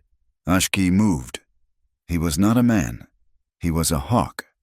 He had been standing 20 feet away. He crossed the distance in a blur, in a single, diving motion. He did not try to stop the bullet. He hit Colton's arm. A brutal, bone-breaking strike with his elbow. Just as the pistol went off, the shot went wild, thundering into the sky. Baron Colton fell, his arm broken, screaming. Ashki stood over him, breathing hard. His body a single, coiled muscle of lethal intent. Son, the sheriff said, his voice sharp. Ashki did not move. Son, the sheriff barked. Stand down. That is an order. Ashki looked at Ellie, who was staring at him, her hand over her mouth, her eyes wide with terror and a new, stunning realization. He took a long, shuddering breath, and he stepped back. The sheriff nodded. He kicked the pistol away from Colton's hand. He turned to the Indian agent, who had tried to crawl away. You, sir, the sheriff said, pulling a pair of iron handcuffs from his belt. You are relieved of your duties. He cuffed the agent, then hauled the whimpering, sobbing Baron Colton to his feet. Here is the ruling of this field court, the sheriff declared, his voice booming over the valley. First, this railroad project, as it pertains to this valley, is frozen. All charters are suspended pending a full investigation by a federal judge. Second, these hired guns, he gestured to Colton's men, are banished. They will be escorted to the county line. If they are seen in this territory again, they will be shot on sight. The same goes for you, he said, looking at the 3 regulators. The man in the black coat nodded. Fair, he said, and he meant it. Third, the sheriff said, his voice gentling. This well, this water. He looked at the sash. He looked at the flag. It is clear to me this water belongs to everyone, and to no one. Until the federal court can sit, the well will be placed under the joint management of a new council. He pointed at Dr. Elijah Stone. You will be a member. And Manuel, you, too, and you, Ashki Yazi, you will speak for your people. 3 men. You will make the rules. You will share the water, just as the lady said. He looked at his deputies. Take the prisoners, the Baron, the agent, and that one. He pointed at the wounded, glaring, red-bearded man. They have a long ride to the county jail, and a longer time with a judge. His men moved, efficient and quick. The valley, which had been a war zone, was suddenly, impossibly, quiet. The only sound was the gurgle of the well, the soft sobs of the wounded settler, and the jingle of harnesses as the law rode away. Red Butte, in the valley, had breathed in a lungful of poison, and now, at last, it could breathe out. The dust of the sheriff's patrol had been gone for an hour, but the silence they left behind was louder than the battle had been. The valley was wounded, scarred by fire and bullets. The smell of wet ashes and fear was heavy in the air. 2 men had died. One was Charlie, the settler who had stood up for the truth. The other was one of Colton's hired guns, a young man from back east, no older than 20, who had been caught in the crossfire. Dr. Stone, his face a mask of profound weariness, took charge. There would be no separate burials. They go into the same earth, he said, his voice a low command. Manuel, the blacksmith, dug the graves. Ashki, his face like stone, helped him. They worked side by side, the sound of shovels in the rocky soil the only sound. They held the service at the edge of the well. It was not a sermon. Dr. Stone spoke, his words simple. Charlie's widow stood, silent, her 2 children clutching her skirt. The dying women stood, their heads bowed, watching. We bury 2 men today, Dr. Stone said. They came here for different reasons. One sought profit, the other sought a home. Both found this. We cannot change what brought them here. We can only change what we do tomorrow. He looked at the fresh mounds of red earth. This is the promise. No more blood for the water. Grandmother Zay, who had been watching, stepped forward. She carried a small clay bowl. She spooned water from the well and poured it on each grave. A libation. She spoke, her voice soft. Ashki translated, his voice rough. She says, "The earth is thirsty. Let it drink. Let it heal. Let us be healed." The promise settled. The sheriff had done his part. He had taken Colton, the agent, and the red-bearded man back to the county seat. The valley was safe from them, but it was still wounded. The first act of the new council, Ashkiai, Dr. Stone, and Manuel was not a meeting, but an act of creation. The well is deep, Manuel said, wiping soot from his hands. The women, and now Charlie's widow. They cannot draw water easily. We must fix this. He and Dr. Stone spent an evening by lantern light, scratching drawings in the dirt. The doctor had an engineer's mind, a memory of pumps he had seen in the army. Manuel had the hands of a smith and a pile of scrap iron he had salvaged from Colton's abandoned wagon. They began to build. It took 3 days. It was a strange, beautiful thing. It had a long iron lever, a wooden axle, and a series of gears Manuel forged by hand. He and Ashki carved the long pipe from a seasoned log. The work was a new kind of ceremony. The settler men who had seen the truth came from town. They brought wood. The Dine men, who had never seen such a thing, helped hoist the heavy axle. On the 3rd day, it was finished.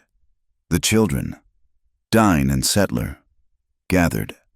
Charlie's 2 children stood shyly beside the Dine children Ashki had saved.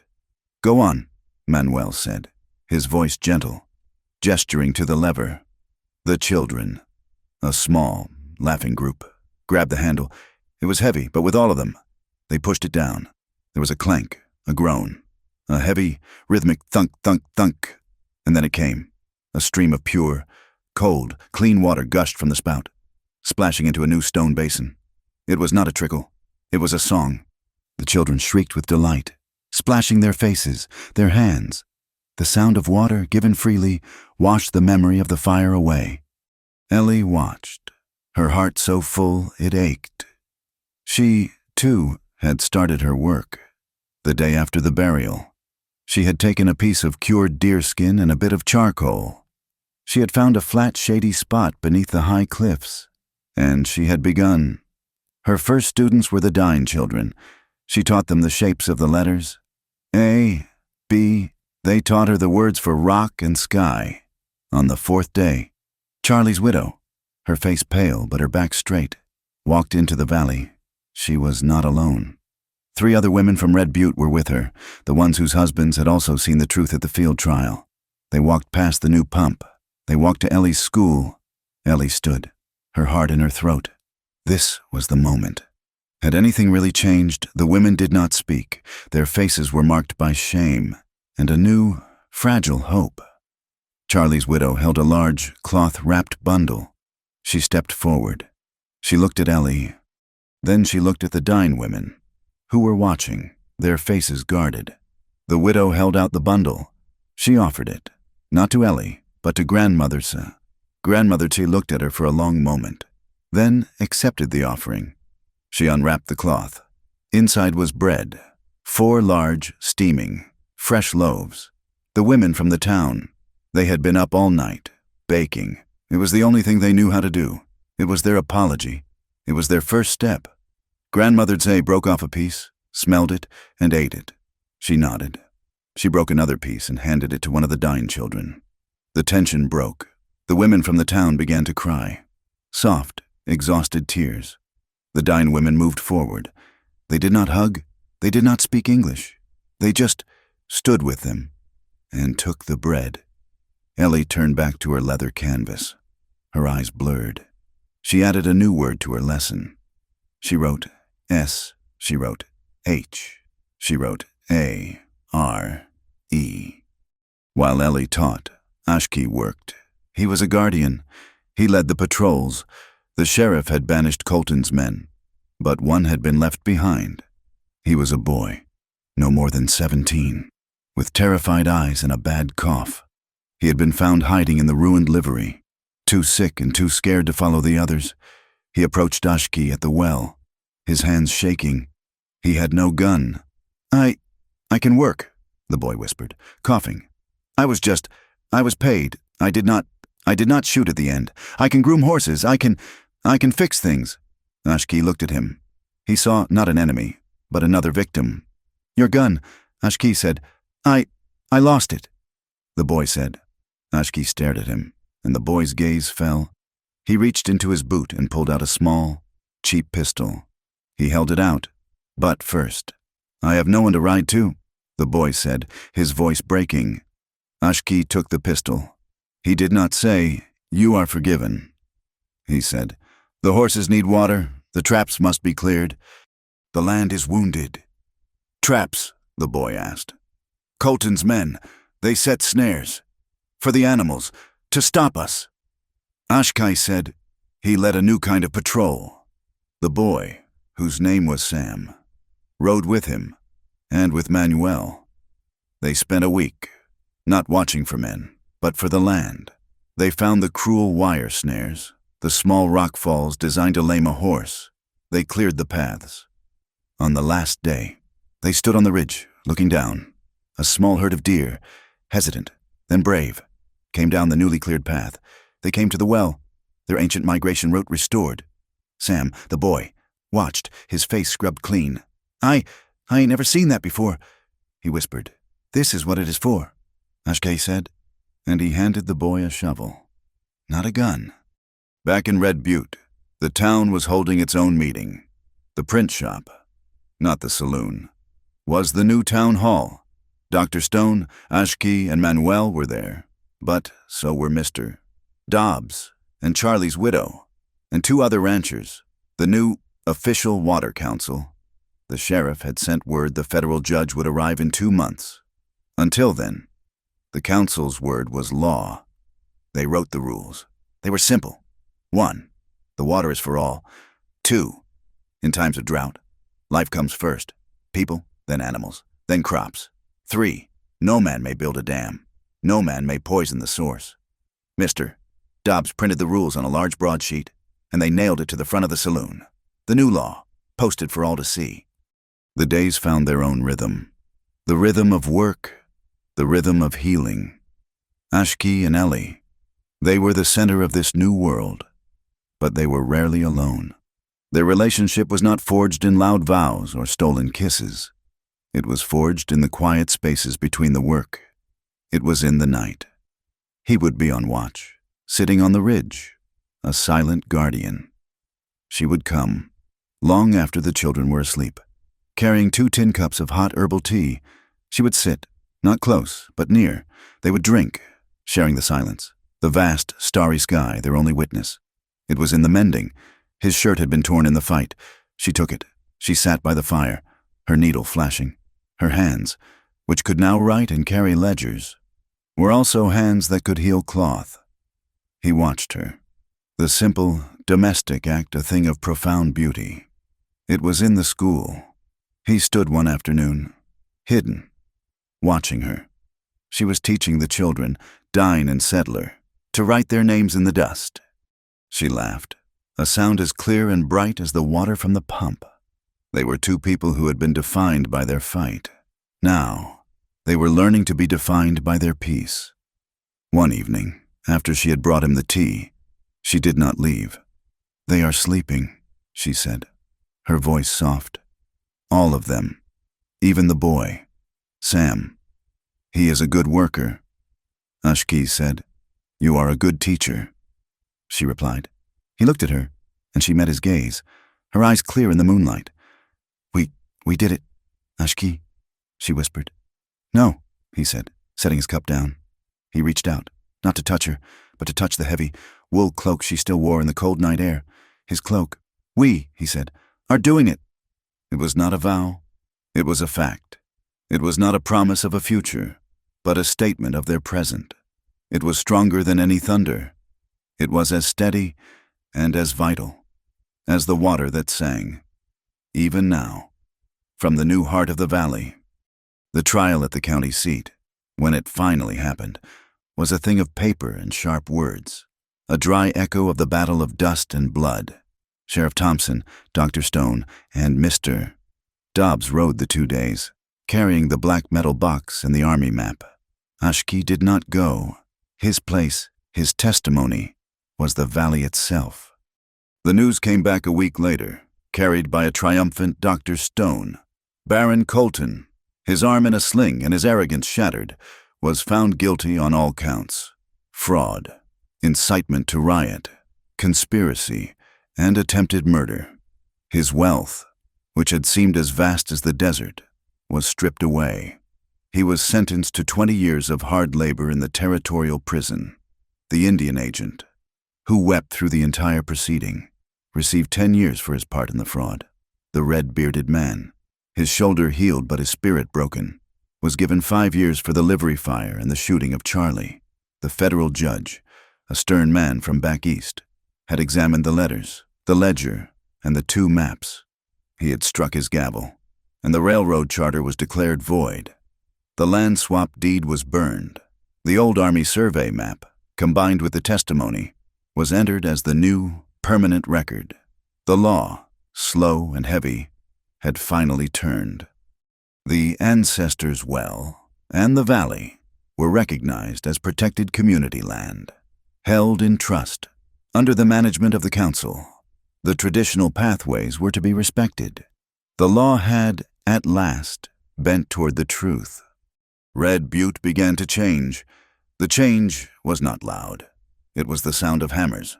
The government seized all of Baron Colton's assets, the rust-red rails that had never been laid, the wagons, the tools, the broken rifles. It was all auctioned by the sheriff. The town, led by the Water Council, bought it all. They used the money from a new community fund. One started with donations from the settlers who had seen the truth. The first act of the new town was to rebuild. The livery was rebuilt. Its new sign, Red Butte Co-op, painted by Mr. Dobbs. The second act was the school. The agent's old office, scrubbed clean of whiskey and lies by the town women, became the Red Butte School. Ellie was its first and only teacher. The money from the auction, over $500, bought a real chalkboard from Tucson, a cast-iron stove for the winter, and a crate of new primers. Ellie stood at the front of her classroom. Her students were a mix.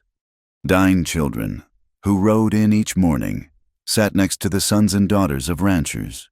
She taught them their letters, their numbers, and the new rules of the water, which were now part of the curriculum. She taught them the history of the land, not as a conquest, but as a partnership. The valley, too, healed.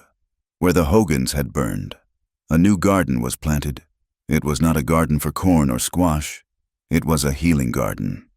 Grandmother Tuz came down from her high canyon, and with Charlie's widow and the other women, she showed them the herbs, the ones to soothe a fever, the ones to calm a troubled heart.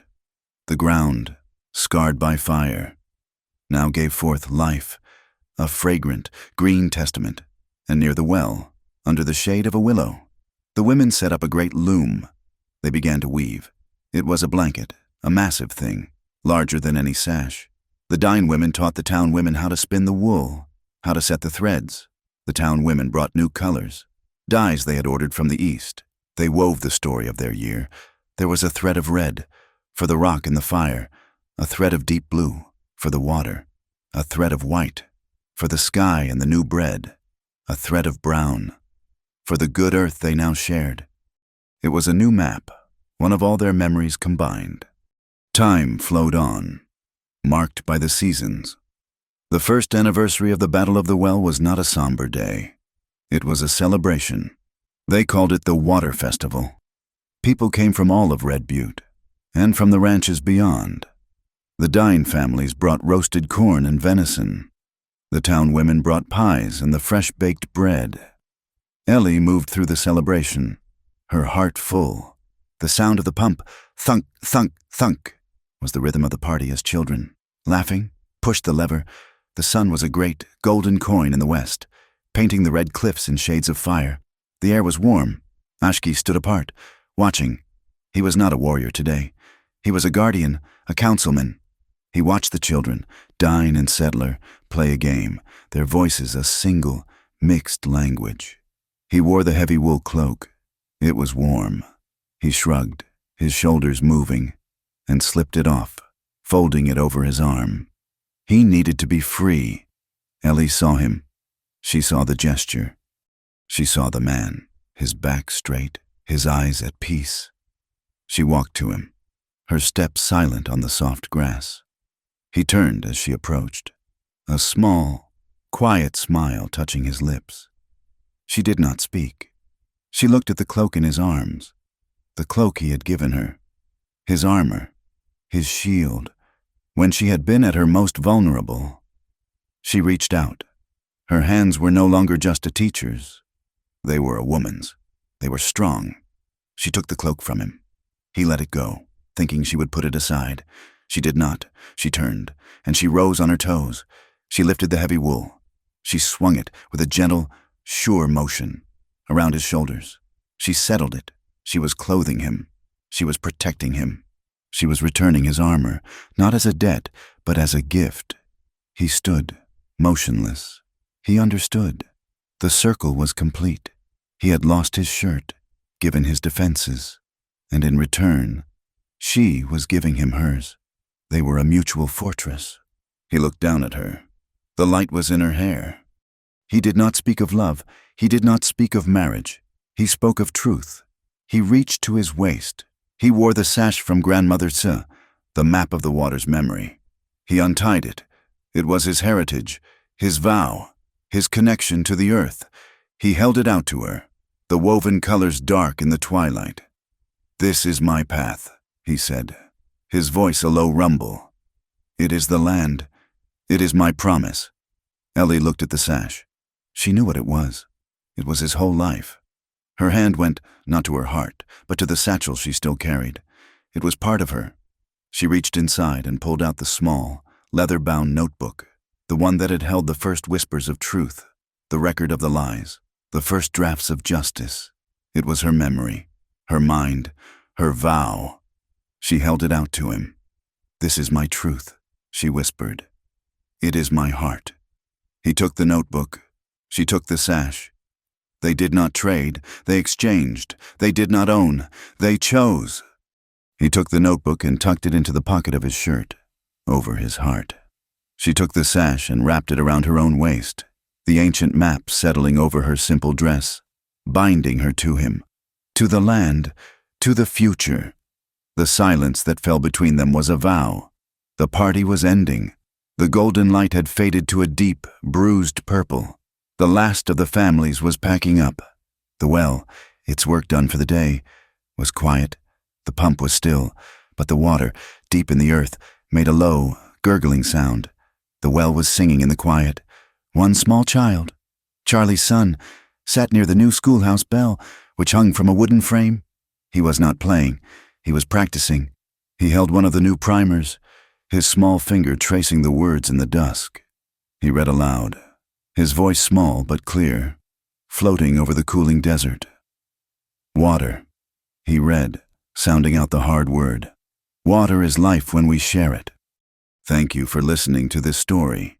We would love for you to comment and let us know where in the world you are listening from, so we can connect and share our thoughts. Please subscribe to our channel Wild West Tales, like this video, and give it an extra boost by hitting the hype button so this story can be heard by more people.